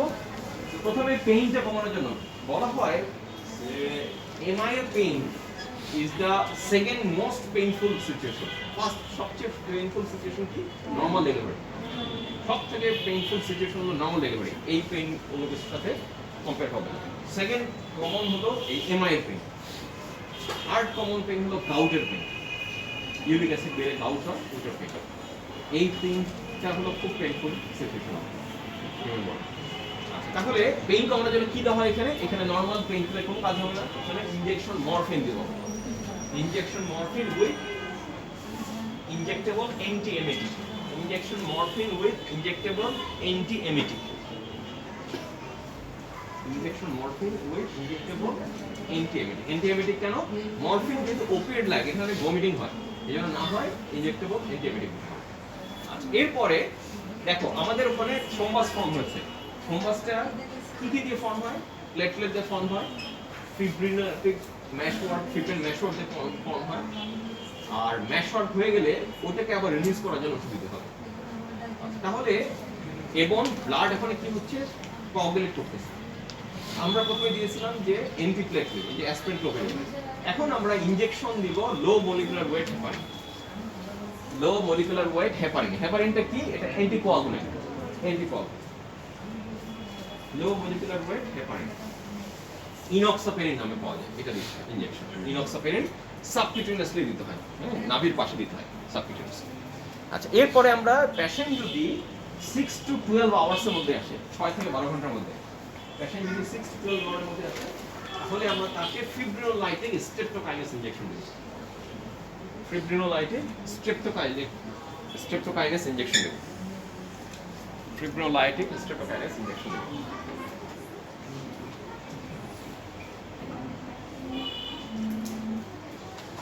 এগুলো গেল এতটুকু পর্যন্ত ইনজেক্টেবল। এখন ওরাল আর কিছু ড্রাগ আছে। আমরা যে এই যে 300 মিলিগ্রাম অ্যাসপিরিন আর ক্লোপিডোগ্রাল দিয়েছিলাম, এটা হলো লোডিং ডোজ। তাহলে আমাদের ডেইলি মেইনটেনেন্স দিতে হবে। মেইনটেনেন্স হলো 75 মিলিগ্রাম অ্যাসপিরিন, 75 মিলিগ্রাম ক্লোপিডোগ্রাল ডেইলি। প্রথমে আমরা লোডিং 300 দিয়েছিলাম, এখন তাকে ডেইলি 75 মিলিগ্রাম অ্যাসপিরিন আর 75 মিলিগ্রাম ক্লোপিডোগ্রাল কন্টিনিউ করতে হবে। এরপরে হলো হার্টের এই যে অ্যাক্টিভিটিস কমানোর জন্য, হার্টের ওয়ার্কলোড কমানোর জন্য কি দেওয়া হয়? Beta blocker. Beta blocker. এই বিটা ব্লকার কিন্তু আমরা ব্লাড প্রেশারের জন্য দিচ্ছি না, আমরা কার্ডিয়াক ওয়ার্কলোড কমানোর জন্য দিচ্ছি বিটা ব্লকার। কোন ধরনের বিটা ব্লকার দেওয়া হয়? ওই যে কার্ডিও সিলেক্টিভ বিটা ব্লকার। এরপরে হলো আমরা এসি ইনহিবিটর দিই, যেমন রেমিফ্রিন।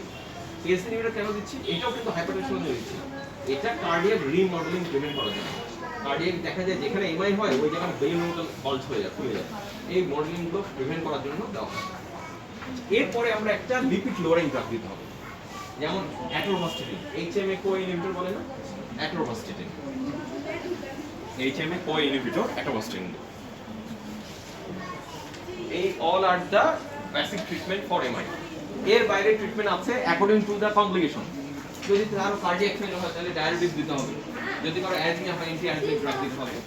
আর আলটিমেট ট্রিটমেন্ট তাকে করোনারি এনজিওগ্রাম করে স্পেসিফিক ট্রিটমেন্ট দিতে হবে। তাহলে মেডিকেশন হিসেবে আমরা এই ওষুধগুলো তাকে দিব।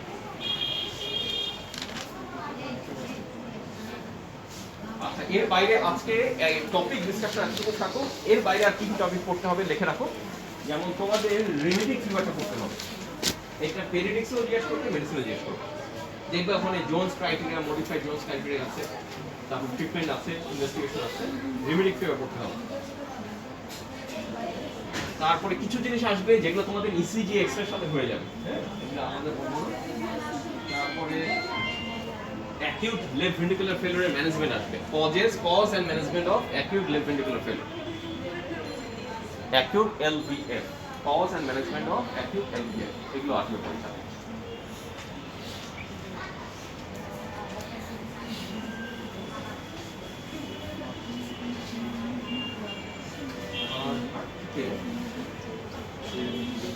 আলাদা হার্ট ডিজিজ আলাদাভাবে পড়ে না, ওটা ক্লিনিক্যাল এক্সামিনেশনের সাথে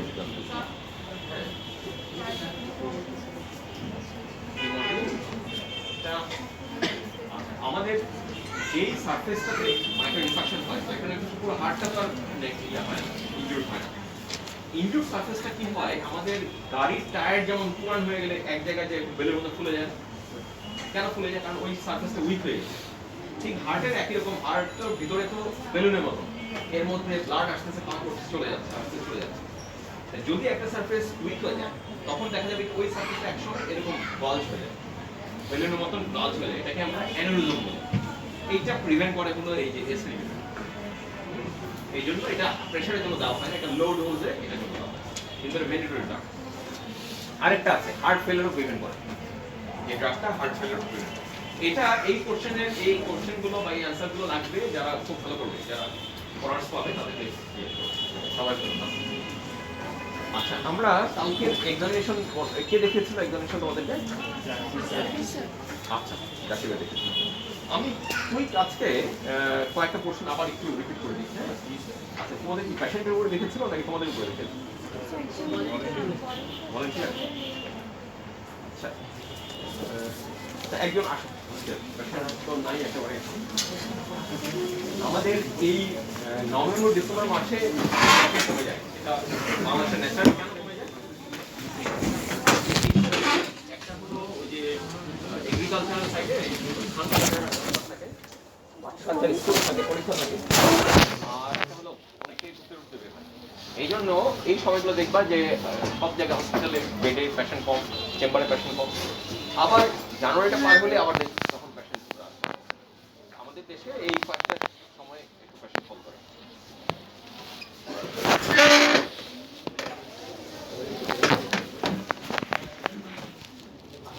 যে যাবো আচ্ছা এই দিক থেকে দেখেন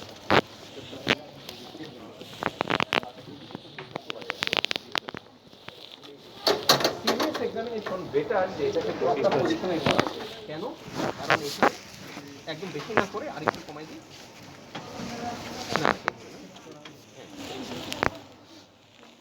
আচ্ছা কেন 45 করা হয় কারণ আমাদেরকে জেবিবি দেখতে হয় এছাড়াও পেশেন্টের ডিসনিয়া থাকতে পারে হার্ট ফেলিওর থাকতে পারে এই জন্য বলা হয় better to examine the CBS in 45 degree যদি পরীক্ষাতে ফ্লাইট দেয় তাহলে পেশেন্টকে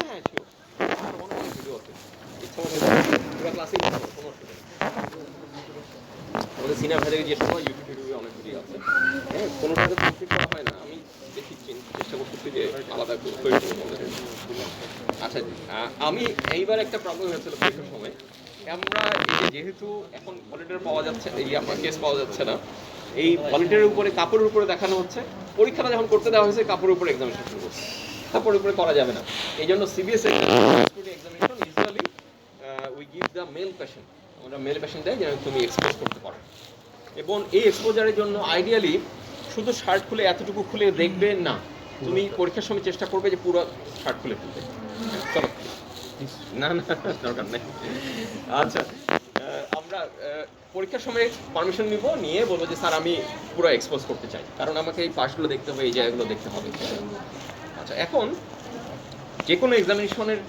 কতগুলো প্রি রিকুইজিট কি প্রি রিকুইজিট একটা হলো যে introduce myself take the permissions তোমাকে যে এক্সামিনেশনে দেখ এটা শর্ট কেস হোক লং কেস হোক তুমি গিয়েই পেশেন্টের সাথে সালাম দিবে তোমার পরিচয় দিবে মেল পেশেন্ট হলে তুমি হ্যান্ডশেক করতে পারো হ্যাঁ হ্যান্ডশেক করে তোমার পরিচয় দিবে এবং এখানে রেসপন্সের জন্য ওয়েট করবে না অনেক সময় আমরা কি যে আমি অমুক আপনাকে একটু এক্সামিন করবো আপনাকে এক্সামিন করবো এরকম করে বসে আছে পেশেন্টও বুঝতেছে না তাকায় আছে ও তাকায় আছে কোনো দরকার নাই হ্যাঁ এটা তো সে তো রাজি হয়েছে বলেই তো পরীক্ষা হলে আছে এখন তুমি জাস্ট এই জিনিসগুলো কুইক করে এক্সামিনেশন যে আমি অমুক আমি এই ইয়ারে আজকে পরীক্ষা দিচ্ছি আমি আপনাকে একটু দেখবো দেখার সময় কোনো যদি অসুবিধা হয় আমাকে জানাবেন বলে তুমি এক্সামিনেশন শুরু করবে আর সিবিএসের জন্য বললাম যে পেশেন্টের প্রপটা পজিশন থাকলে বেটার যেহেতু আমাদের জেবিবি দেখতে হয় এবং পেশেন্টকে আমরা অ্যানাটমিক্যাল পজিশন রাখি অ্যানাটমিক্যাল পজিশন কি হাতটা এই যে এভাবে রাখি কিন্তু এটাই রেসপিরেটরির সময়ে আমরা সাধারণত হাতটাকে এই যে এভাবে রাখি কারণ রেসপিরেটরি সিস্টেমের সময় আমাদের এই পাশটা দেখতে হবে তাহলে আমরা সিবিএসে এই অ্যানাটমিক্যাল পজিশন রেখে আমাদের প্রি রিকুইজিট হলো আমি পারমিশন নিলাম প্রপার আমাদের প্রাইভেসি মেনটেন প্রপার লাইটিং যেন থাকে লাইটিং ভালো আছে আর প্রাইভেসি পরীক্ষার সময় সাধারণত আমরা মেল ফিমেল পেশেন্ট আলাদা রাখি ওটা মেনটেন হয়ে যায় আচ্ছা এরপরে আর কি পার্ট আছে ইন্সপেকশন কনফেশন পারকাশন অস্কালটেশন ইন্সপেকশনে আমরা কী কী জায়গা দেখব আমি প্রপার সিবিএসে চলে আসতেছি জেনারেল এক্সামিনেশন পার্ট এখন বলছি না আমরা এখানে প্রথমেই একটা ইন্সপেকশন করতে হবে যে পাশ থেকে এভাবে এভাবে একটু দেখবো এভাবে দেখবো এরপর আমি মিড লাইনের কাছে যাবো মিড লাইন এমন হতে পারে এই বেডের লেগ এন্ডটা তোমার ওয়ালের সাথে লাগানো তাহলে তুমি অ্যাটলিস্ট মাথার দিকে আসে মিড লাইন থেকে দেখো আমরা মিড লাইন থেকে দেখলে সিমেট্রিটা বুঝতে পারি চেস্টের আচ্ছা ইন্সপেকশনে আমরা কী কী জিনিস দেখা যায় একটা হলো ভিজিবল এপিক্যাল ইম্পালস দেখা যাচ্ছে কিনা আদার কোনো ভিজিবল পালসেশন দেখা যায় কিনা তার চেস্টের শেপটা কেমন কোনো ডিফর্মিটি আছে কিনা এঙ্গোর্স কোনো ভেসেল ভেইন আছে কোনো স্কার মার্ক দেখা যাচ্ছে কিনা এছাড়া আমরা নেক এরিয়াগুলোতে একটু লুক দিই এইভাবে যে এখানেও কোনো এঙ্গোর্স ভেইন অথবা ড্যান্সিং ক্যারোটিড পালস দেখা যায় কিনা এমন হতে পারে যে ওরকম ভেইন দেখা যাচ্ছে কিন্তু জায়গাগুলো লাফাচ্ছে আবার হতে পারে যে এখানে সবগুলোতে এঙ্গোর্স ভেইন হয়ে আছে তাহলে এই জিনিসগুলো আমরা দেখি আচ্ছা আর কিছু বাদ আছে এপিক্স পালস ওইটা যে বললাম যে প্রথমে অ্যাপেক্স বিটটা পালসেশন দেখার পরে অল আদার এরিয়াগুলো আমরা দেখে নিব যে আমাদের অল আদার এরিয়ার মধ্যে কী কী আছে স্পেশালি চারটা যে আমাদের ভালভুলার এরিয়া আছে এটা এছাড়া যে নেক এছাড়া ওই যে এপিক্স রিজন দেখা যেতে পারে এরপরে হলো পালপেশনের জন্য তোমাদের পরীক্ষা যদি শীতের সময় হয় আইডিয়াল নিয়ম হলো যে হাতটাকে একটু এরকম করে ওয়ার্ম করে নেওয়া কারণ ঠান্ডা হাত থাকলে যদি টাচ করে লাফ দিয়ে উঠে তাহলে এটা ডিসক্রেডিট একটু ওয়ার্ম করে নিতে হয় ওয়ার্ম করে নিয়ে এক্সামিনেশনের সময় আমরা সাধারণত পেশেন্টের ফেসটাকে অপোজিট সাইডে রাখি এবং এই সিবিএস এর জন্য এতগুলো প্রিরিকুইজিট, তোমার অ্যাপ্রনের বাঁদিকের পকেটে অবশ্যই মেজারিং টেপ রাখতে হবে, বা হাতে অবশ্যই ঘড়ি থাকতে হবে। আর মেয়েরা সাধারণত পরীক্ষার সময় চুরি টুরি পরে আসবে না, কারণ ওখানে পারকাস করতে হয় তো, শব্দ হলে স্যার একটু মাইন্ড করে। তা আমরা এখানে প্রথমে যেখানে অ্যাপেক্স দুই দেখা যাচ্ছে ওখানে আমরা এইভাবে ফ্ল্যাট হ্যান্ডে আগে হাতটা দিব, আগে ফ্ল্যাট হ্যান্ডে হাত দিয়ে আমরা কি বুঝতে পারি যে নিচে ফিল করা যাচ্ছে কিনা এবং এর ক্যারেক্টারটা কেমন ফিল করা যায়। এরপরে আমরা এটাকে স্প্রেড করে লোকালাইজ করার চেষ্টা করব। কীভাবে স্প্রেড করব? আমরা জানি যে এখানে যে ইন্টারকোস্টাল এরিয়াগুলো আছে ওই অনুযায়ী আমি আঙ্গুল স্প্রেড করব। এখন দেখা যাচ্ছে আমার এই আঙ্গুলের নিচে এই জায়গায় আমি অ্যাপেক্সে পাচ্ছি, তাহলে এই জায়গাটা আমি ফেস করে ফেলব। প্রথমে তাহলে ফ্ল্যাট হ্যান্ডে এইভাবে প্রথমে খোঁজার চেষ্টা করলাম, ফিল করা যায় কিনা, হ্যাঁ করা যায়। তারপরে বোঝার চেষ্টা করব যে এটা এই ক্যারেক্টারটা কেমন। এবং সিভিএসে বলা আছে যে when you start the examination always put your left hand in the carotid, সাথে সাথে ক্যারোটিড থাকবে। এমন না যে তোমার মারমার দেখার সময় শুধু রাখবে, আমরা এই অ্যাপেক্স বিট দেখার সময়ও আমি ক্যারোটিডে হাত রাখবো। আচ্ছা, তাহলে এখানে দেখলাম। এরপরে আমি এইভাবে স্প্রেড করলাম, করে এই যে আঙ্গুলের নিচে এখানে আমি অ্যাপেক্স বিট পাচ্ছি, এই অ্যাপেক্স বিটে আঙ্গুলটা ফিক্স করলাম। এখন আমি বা পকেট থেকে আমি ফিতা বের করে মেজারিং টেপ দিয়ে এইখান থেকে মিডল পর্যন্ত মেজার করবো। ক্লিয়ার? আচ্ছা, এরপরে আমরা ইন্টারকোস্টাল স্পেসটা দেবো। এই স্পেসটা কীভাবে দেখবো? এখান থেকে দেখবো ম্যানিপুলার স্টার্নি আর স্টার্নাল বডি, এই জায়গায় যে উঁচুটা আছে এই বরাবর যে রিপটার সেকেন্ড রিপ, তাহলে এর নিচে হলো সেকেন্ড স্পেস। এই যে সেকেন্ড স্পেস, এখানে একটা আঙ্গুল এভাবে রাখবো, সেকেন্ড, তারপরে এই যে থার্ড, এই যে ফোর্থ, এই যে ফিফথ। এটা দেখানোটা এমন হতে হবে যেন একটু স্যাররা দেখে মনে করে তুমি খুব সুন্দরভাবে এক্সামিন করছো এবং হ্যাপাজার্ড না, এবং যে তুমি রেগুলার করো এটা যেন বুঝতে পারো। আমি প্রথমে ফিজাতে মেজার করলাম, রেখে দিলাম। এরপরে এখান থেকে এই যে ফিল করলাম এই স্টার্নাল অ্যাঙ্গেল, এখান থেকে যে second space, third space, fourth space, fifth space, তাহলে ফিফথেই আছে। যদি নিচে বা উপরে হয় ওটা অ্যাপেক্স শেষ। অ্যাপেক্সের পরে এখন আদার এরিয়া আমি হাত রাখবো, এখানে হাত রাখলাম, এখানে কি ট্রাইকোস্পিয়ার এরিয়া আছে, এখানে পালমোনারি এরিয়া, এখানে একটু হাত রাখলাম, এখানে কি আছে অ্যাওরটিক এরিয়া আছে, তাই না? এতটুকু হাত রেখে আমরা একটু নেকে, রুট অফ দ্য নেকেও একটু হাত রাখবো। এরপরে আমরা P2 পালপেবল কিনা দেখবো। কোথায় দেখি? এটা পালমোনারি এরিয়াতে। আমরা জানি যে এই সেকেন্ড স্পেসটা just lateral to the sternum এখানে, আর লাস্টে প্যারা স্টার্নাল হিপ, এইভাবে আমরা একটু দেখবো। হিপ মানে প্যারা স্টার্নাল এরিয়াতে, এখানে কোনো আমার হাতটা লিফটিং হয় কিনা, এখানে কোনো পালসেশন পাওয়া যায় কিনা, কজেসগুলো পরীক্ষাতে জিজ্ঞাসা করবে। তাহলে আমি প্রথমে এই, তারপরে এইভাবে দেখলাম, মেজার করলাম, এখান থেকে আমি স্পেস দেখলাম। এরপরে আদার এরিয়া, এই পাশে একটু হাত রাখলাম, ট্রাইকোস্পিয়ার, পালমোরিয়াতে এইভাবে ফ্ল্যাট হ্যান্ডে হাত রাখলাম, এখানে হাত রাখলাম। এবং এইগুলোর সময় কিন্তু ওই যে লেফট হ্যান্ডটা আমার ক্যারোটিডে থাকতে হবে। হ্যাঁ, আমরা এগুলোতে কেন হাত রাখতেছি? থ্রিল আছে না? থ্রিল কাকে থ্রিল বলে? Palpable murmur is called thrill. আমরা এগুলোতে থ্রিল বুঝতে পারছি না। থ্রিল দেখার পরে আমরা যে ক্যারোটিডে হাত রাখবো, আমরা জানি যে অ্যাওরটিক স্টেনোসিসের থ্রিল অনেক সময় নেক পর্যন্ত পাওয়া যায়। এরপরে আমরা পালপেবল P2 দেখার জন্য এইভাবে এখানে রাখবো। এরপর লেফট প্যারাস্টার্নাল হিপের জন্য হাতটা আমরা এইভাবে রাখবো। হাতটা একদম স্ট্রেট না, একটু এইভাবে কাপ করে রাখবো। আচ্ছা, এই গেল আমার পালপেশন। পালপেশনে আর কিছু পার্ট আছে? এই কটা। পালপেশনের পরে পার্টটা কি? পারকাশন। আচ্ছা, পারকাশনটা অনেক এক্সামিনার দেখবা যে দেখাবে না, আবার অনেকে বলবে যে দেখাও। কিন্তু যেহেতু এটা পরীক্ষার একটা পার্ট, আমাদেরকে পারকাশনটা জানতে হবে। আগে একটা সময় ছিল যখন ইকোকার্ডিওগ্রাফি ছিল না, পারকাশন দিয়েই ডিটেক্ট করতে হতো যে তার পেরিফেরাল ডিফিউশন হয়েছে কিনা, তারপরে তার সিওপিডি হয়ে লাং এক্সপান্ড করে গেছে কিনা। পারকাশনের টেকনিকটা দেখিয়ে দিই। আমরা জানি যে হার্টের শেপটা কেমন। এখানে এই বর্ডারটা মোটামুটি এই বর্ডারটা এই ধরনের, এই বর্ডারটা এই। এখন পারকাশন শুরু করতে হয় উপরের এই স্টার্নাল, এখান থেকে এখানে একটু সাউন্ড চেঞ্জ হয়ে গেল, তার মানে এই পর্যন্ত উপরের বেস। এরপর এটা হলো প্যারালাল, এই যে এখানে সাউন্ড চেঞ্জ হয়ে গেল। এই পাশেটা কিভাবে করব? এটা হলো এই এক্সিলার এখান থেকে এইভাবে আসবে, কারণ এই বড়টা আমি বলছিলাম না এরকম, তাহলে এখান থেকে এইভাবে আসবে। তাহলে আমি এরিয়াটা পাচ্ছি কেমন? উপর থেকে স্টার্নামের এখান থেকে আসে এই পর্যন্ত, এই স্ট্রাকচারটা একটু স্টার্নাল পিছনে এই আসলাম। এইটা হলো একদম প্যারালাল, আর এটা হলো এখান থেকে। সাধারণত এই এরিয়া অফ পার্টিকুলার ছোট এতটুকু। এটা তখনই বড় হয়ে যাবে when there is collection of fluid in the pericardium, হ্যাঁ, যদি পেরিকার্ডিয়াম। অথবা এমন হতে পারে কার্ডিয়াক ডায়ালাইসিস পাচ্ছ না, কেন? যদি একটা স্মোকার সিওপিডি পেশেন্ট থাকে, তার লাং টিস্যু এসে পুরোটা কভার করে থাকে। এই পারকাশনের এটা তুমি দেখবে যে বইতেও ক্লিয়ারলি এখন বলা থাকে না, কিন্তু পরীক্ষাতে অনেক স্যার বলে যে হুট করে বলে বলতে যে আচ্ছা পারকাস কীভাবে করে দেখো। তাহলে উপর থেকে এই হাতটা হবে এই প্যারালাল, আর এই হাতটা হবে এখান থেকে, এই বর্ডারটা যদি এরকম এখান থেকে এভাবে আসে। আচ্ছা, এখন আমি স্টেপ দেবো। স্টেজ হবে আমরা অস্কালটেশনের কি শুনবো?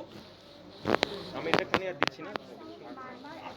হ্যাঁ, স্টেপ প্রথমে heart sound always two heart sound, first heart sound, second heart sound. আচ্ছা, এরপরে হলো মারমার বা অ্যাডেড সাউন্ড শুনবো। এছাড়া আমরা আরও অ্যাডেড সাউন্ড আছে, যেমন পেরিকার্ডাল রাব আছে, এগুলো শোনা যেতে পারে। হ্যাঁ, প্রথমে হার্ট সাউন্ডের জন্য আমরা কোন জায়গায় শুরু করি? আমরা এই যে ডায়াফ্রাম দিয়ে আমাদের যেখানে অ্যাপেক্স ব্রিড দেখেছিলাম ওই জায়গায় আগে ফার্স্ট, এবং হাতটা থাকবে আমার কোথায়? ক্যারোটিডে। ক্লিয়ার? আচ্ছা, এখানে প্রথম কাজ কিন্তু আমার হলো আগে 4টা এরিয়ার হার্ট সাউন্ড শুনে নেওয়া, তারপরে আমার মারামারির জন্য ম্যানেভার করা। কখনো এক জায়গায় সবগুলো করতে থাকবে না, আগে 4টা এরিয়া শুনে নেবো, তারপরে মারামারির জন্য ম্যানেভার করবো। তাহলে প্রথমে হলো আমি এখানে শুনলাম first heart, second heart sound শোনা যাচ্ছে কিনা। প্রথমেই হলো দুটো জিনিস দেখতে হবে, whether it's audible or not. First second heart শোনা যাচ্ছে কি শোনা যাচ্ছে না। সেকেন্ড হলো ক্যারেক্টারটা কেমন, এটা কি সফট নাকি লাউড। কিসে লাউড হয়ে যেতে পারে first heart sound? Loud first heart sound কিসে পাওয়া যায়? মাইট্রাল স্টেনোসিস পাওয়া যায়। হ্যাঁ, আজকে শুধু এক্সামের সময় দেখে যাও, তোমাদের যেহেতু প্রথম এই বাসায় গিয়ে ইটিওলজিগুলো দেখবে। হ্যাঁ, আচ্ছা, তাহলে এখানে প্রথমে আমি দেখবো যে first heart sound and second heart sound audible or not শোনা যাচ্ছে। এরপরে বুঝবো যে এটা কি লাউড নাকি নর্মাল নাকি সফট। এরপরে আমি ট্রাইকাস এরিয়া রাখবো। ট্রাইকাস এরিয়াটা কোথায়? এটা ছিল left fifth intercostal space just 9 centimetre from the mid line. এটা হলো left fourth intercostal space just lateral to the sternum. এই জায়গায় আমি শুনলাম। তোমাকে কাউন্ট করে করে আসতে হবে না, পরীক্ষাতে কাউন্ট করে আসা দরকার নেই, জাস্ট মোটামুটি আইডিয়া থেকে এখানে লাগবে। এরপর হলো পালমোনারি এরিয়া, কোথায়? Left second intercostal space just lateral to the sternum. এরপর হলো aortic, right second intercostal space just lateral to the sternum. আমি 4টা এরিয়াতে হার্ট সাউন্ড শোনা শেষ। এখন আমি মারমারের ম্যানুভার করবো। মারমারের ম্যানুভার কীভাবে করবো? এখানে হাত রাখলাম, এখানে স্টেথো রাখলাম। এরপরে পেশেন্টকে বলবো যে আপনি আমাদের মাইট্রাল এরিয়াতে কখন শুনতে হয়? During expiration. কি বলবো? জোরে শ্বাস নেন, ছেড়ে দেন, ধরে রাখেন। আমি দেখো একটু করা, তাকে একটু ইজি করার জন্য বললাম যে শ্বাস নেন, ছেড়ে দেন, ধরে রাখেন। তার বুঝতে সুবিধা হলো। কতক্ষণ ধরে থাকবে? এই ফিউ সেকেন্ড। তারপরে আবার বললাম যে আবার ছেড়ে দেন। আমরা জানি যে মাইট্রাল রিগার্জেশনের মারমারটা চলে যায় কোথায়? এইখানে এক্সিলাতে।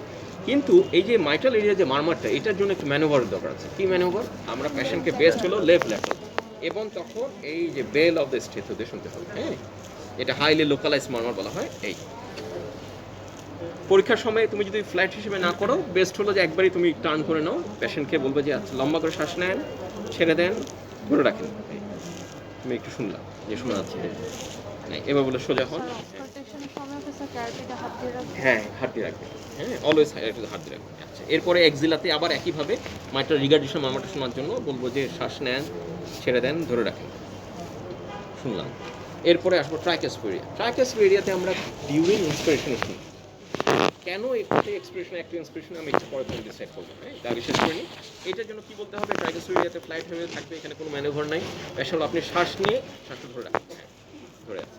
আমি শুনলাম, বললাম আচ্ছা ছেড়ে দেন। আবার পালমোনারি এরিয়া। পালমোনারি এরিয়াতে কখন শুনতে হবে? আবারও একই ডিউরিং ইন্সপিরেশন বলবো শ্বাস নেন, ধরে রাখেন, ছেড়ে দেন। এখন অ্যাওরটিক এরিয়া। অ্যাওরটিক এরিয়ার জন্য অবশ্যই পেশেন্টকে তোমার বসাতে হবে। কেউ আগের কিছু ক্লিনিক্যাল মেথডে ছিল যে পালমোনারি অ্যান্ড অ্যাওরটিক বোথ আর বেজের মারমার, এবং এটা বসিয়ে শুনতে হবে। আর কেউ বলে যে শুধু অ্যাওরটিকটা শুনতে হবে। হ্যাঁ, তুমি অ্যাওরটিকটা সময় বসাইও। হ্যাঁ, যদি স্যার বলে যে আরে ওটার সময় বসালে কেন, বলো স্যার ওটাও বসে দেখা যেতে পারে। আইডিয়ালি আমরা এই পর্যন্ত পালমোনারি পর্যন্ত কমপ্লিট করে অ্যাওরটিক দেখার সময় পেশেন্টকে বসাবো। কেন বসানো হয়? আমরা বলি যে না, লিনিং ফরওয়ার্ড হয়ে বসতে হয়, যে এই যে সামনে একটু ঝুঁকে, সামনে ঝুঁকে হলে আমার অ্যাওরটিক এরিয়াতে অ্যাওরটিক ভালভটা ক্লোজ চলে আসে এবং মারমারটা ভালো শোনা যায়।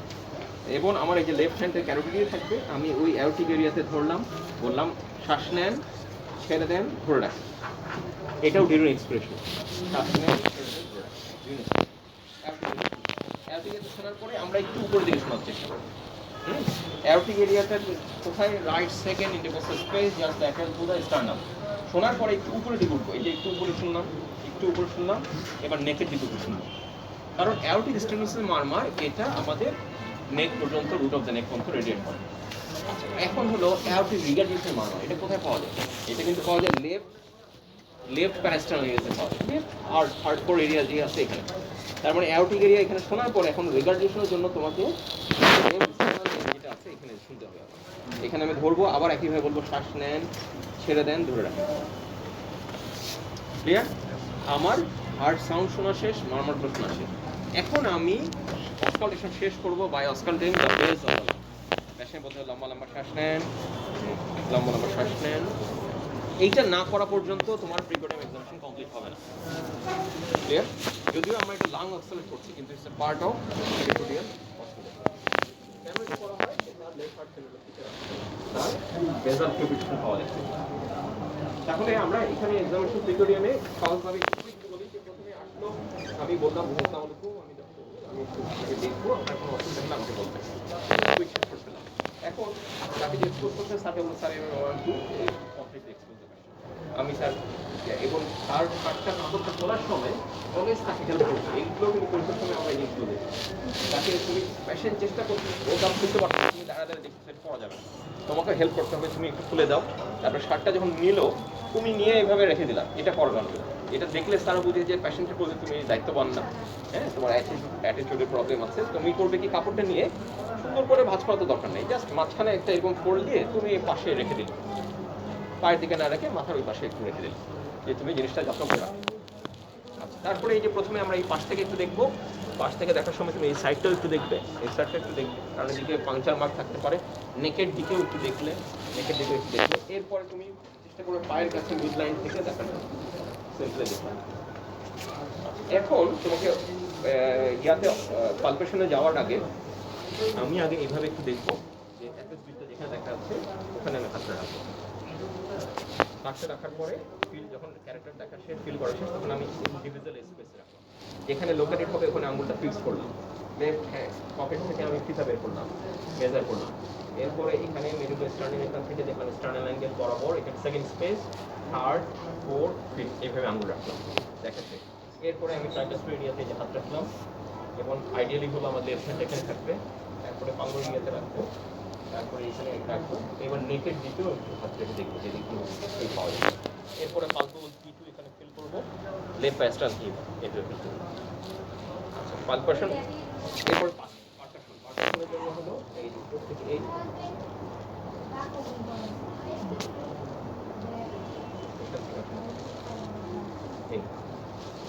অনেক ক্ষেত্রে পারকাশন ছাড়া দরকার নেই। এরপরে হলো অস্কালেশনের জন্য হার্ট সাউন্ড এবং নরমাল এবং অ্যাডেড সাউন্ড শুনবো। হার্ট সাউন্ডের জন্য প্রথমে 4টা এরিয়া শুনতে হবে। আমার হ্যান্ড এই যে লেফট হ্যান্ড এখানেই থাকবে, এখানে অ্যাপেক্স দেখেছিলাম, ওখানে ডায়াফ্রাম দিয়ে জাস্ট এর ফ্ল্যাট হ্যান্ড। এখানে কোনো ম্যানেভার করতে হবে না, কোনো শ্বাস নিতে হবে থাকতে হবে পেছনে। কি শুনবো? 1 সেকেন্ড হার্টস অডিবল নোট এবং ক্যারেক্টারটা কেমন, এটা লাউড, সফট নাকি নরমাল। এরপরে এই ট্রাইগাস্পিড শুনলাম, আমি শুনলাম, এই সময় কিন্তু পেশেন্টকে বসালাম না। এখন আমি ইয়া শুনবো মারমার শোনার জন্য। ইয়ার অ্যাপেক্সেরটা তুমি একেবারে ইয়ার চলে যাও, বেলে চলে গিয়ে পেশেন্টকে এদিকে লেফট ল্যাটারাল করো। পেশেন্টকে এই যে লেফট ল্যাটারাল করে পেশেন্ট বলবো যে আপনি লম্বা করে শ্বাস নেন, শ্বাস ছেড়ে দেন, ধরে রাখেন, ধরে আছে।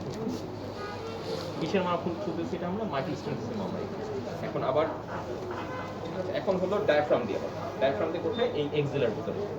পেশেন্টের ঘাড়টি ওদিকে থাকবে, পেশেন্ট বলবো যে আমার লম্বা করে শ্বাস নেন, শ্বাস ছেড়ে দেন, ধরে রাখেন, শোনার চেষ্টা করুন। কারণ মাইট্রাল রিগেনেশন মারমার এখানে এক্সিলার দিকে করে। এরপরে ট্রাইকাস্পিডিয়া হলো left fourth in the space, এখানে রাখলাম।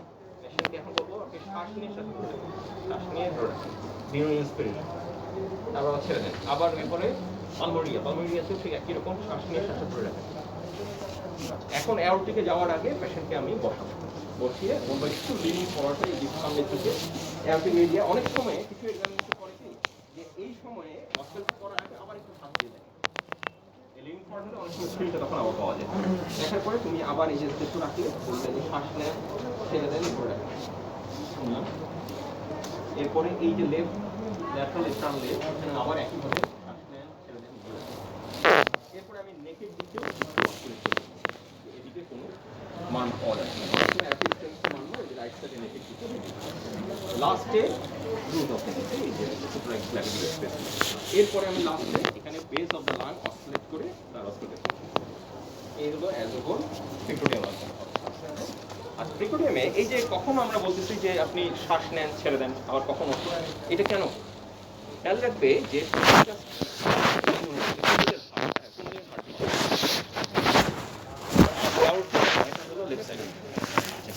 রাইট হার্টে কখন ব্লাড ফ্লো বাড়ে ডিউরিং ইন্সপিরেশন না এক্সপিরেশন। আমরা যদি কার্ডিয়াকের সাথে রেসপিরেটরি সাইকেলটা চিন্তা করি খেয়াল রাখবা ডিউরিং ইন্সপিরেশনে বাড়ে, ডিউরিং ইন্সপিরেশনে ভেনাস রিটার্ন বাড়ে। কি হয় ডিউরিং ইন্সপিরেশনে লাংটা একটা নেগেটিভ সাকশন প্রেসারে এক্সপান্ড করতেছে, কেন সে এয়ার সাক আপ করতেছে। এই নেগেটিভ সাকশন যখন বাড়তে থাকে তখন তার যে ব্লাড ভেসেলগুলো আছে ওখানেও নেগেটিভ সাকশন বাড়ে।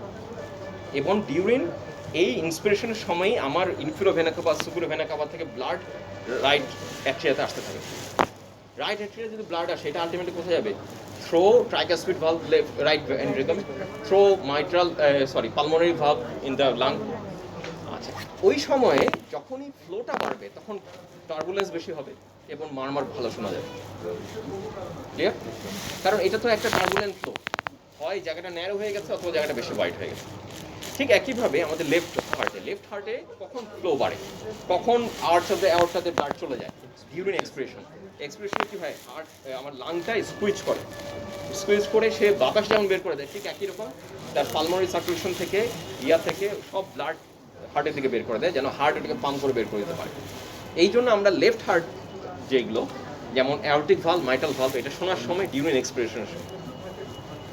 আচ্ছা আরেকটা আছে অনেক সময় মাইট্রাল ভালভের মারমার যদি এটা তো একটা বলা হয় সফট রাম্বলিং মারমার খুব সফট যদি না শোনা যায় তখন পেশেন্টকে আমরা ম্যানুভার করে কীভাবে যে পেশেন্টকে বলি যে আপনি একটু বসেন আবার শোন একটু বসেন একটু শোন, অথবা ছোট ওই যে যদি ওঠার থাকে সিঁড়ি থাকে আমরা বলি যে সিঁড়িতে আপনি এক স্টেপ উঠছেন আবার এক স্টেপ না। উদ্দেশ্য কি তার এক্সারশন কার্ডিয়াক কন্ট্রাক্টিভিটি বাড়ানো, কন্ট্রাক্টিভিটি বাড়লে ওর মধ্যে ফ্লো বাড়লে মারমার শোনা যাবে। মারমার পড়ানোর সময় আমি একটা সুন্দর যে তুমি বেসিনে নর্মালি আমরা যখন হাত দেওয়ার সময় কলটা ছেড়ে দিই তখন একটা রেগুলার একটা সাউন্ডে যাচ্ছে পানি, এটা হলো নর্মাল হার্ট সাউন্ড। তুমি কি করলে বেসিনের মুখটা একটু ন্যারো করে দিলে, ওই যে থাকে না একটা রাবারের কর্ড থাকে ওইটাতে একটু খোলা রাখলে একটু বন্ধ করে দিলে, তুমি যদি এখন পানি ছাড়াও দেখবা যে পানি একটু জমেও থাকতেছে আর যাওয়ার সময় একটা শব্দ হচ্ছে। আচ্ছা আবার এরকম করো যদি আচ্ছা বেসিনটা যদি মুখটা তুমি বন্ধ করে দাও আবার ক্যাপ দিয়ে বেসিনটা একদম ফিল আপ করে দাও, এখন হঠাৎ করে যদি তুমি মুখটা খুলে দাও তোমার মুখে বেসিনের যে আউটলেটটা মুখটা যতটুকু থাকার কথা ততটুকুই আছে, কিন্তু পানি যেহেতু বেড়ে গেছে পানিটা যাওয়ার সময় একদম টার্বুলেন্ট হয়ে যাচ্ছে আর শব্দ হচ্ছে। এটা হলো রিগার্জিটেশন। রিগার্জিটেশনে কি হয় তোমার ভালভ ন্যারো হয়নি, ভালভ ওপেন আছে কিন্তু যাওয়ার সময় টার্বুলেন্ট ফ্লো হচ্ছে এবং কিছু ব্লাড চলে যাচ্ছে আবার ব্যাক করছে। রিগার্জিটেশনে কি হয় ঠিক কোনো ক্লোজ হয় না, ক্লোজ না হওয়ার কারণে কিছু ব্লাড একবার যখন এক মুখে চলে যায় আবার আরেক মুখে আবার ব্যাক করে। স্টেনোসিস হলো জায়গাটা ন্যারো হওয়ার কারণে আমাদের ওই যে বাঁশি যেটা ছিল না বেলুনের আগে যে বাঁশের একটা বাঁশি পাওয়া যেত আমরা ফুলানোর সময় কোনো সাউন্ড নাই, ছেড়ে দেওয়ার সময় যখন বেশি বাতাস ন্যারো এরিয়াতে যাচ্ছে তখন একটা সাউন্ড হচ্ছে। ঠিক স্টেনোসিসে এই একই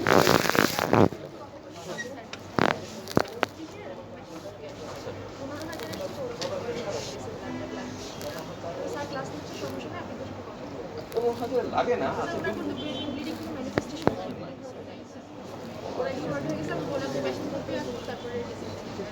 15,000 লাগবে না,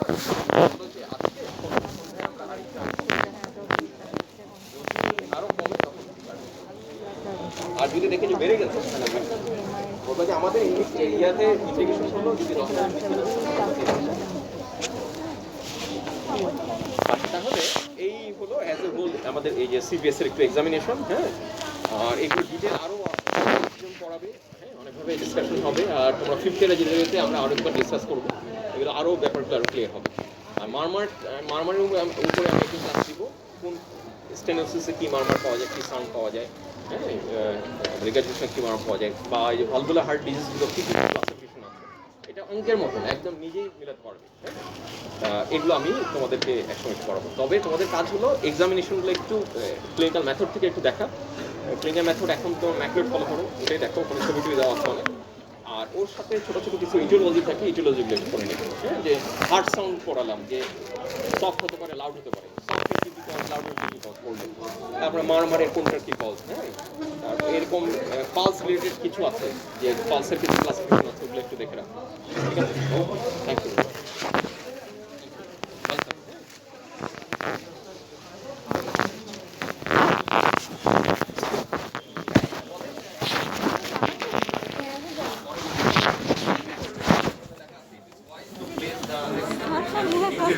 হ্যাঁ উনি হলো টিচার, ওই যে ক্লাস টিচার হলো 1 2 3 ক্লাস কে কে তা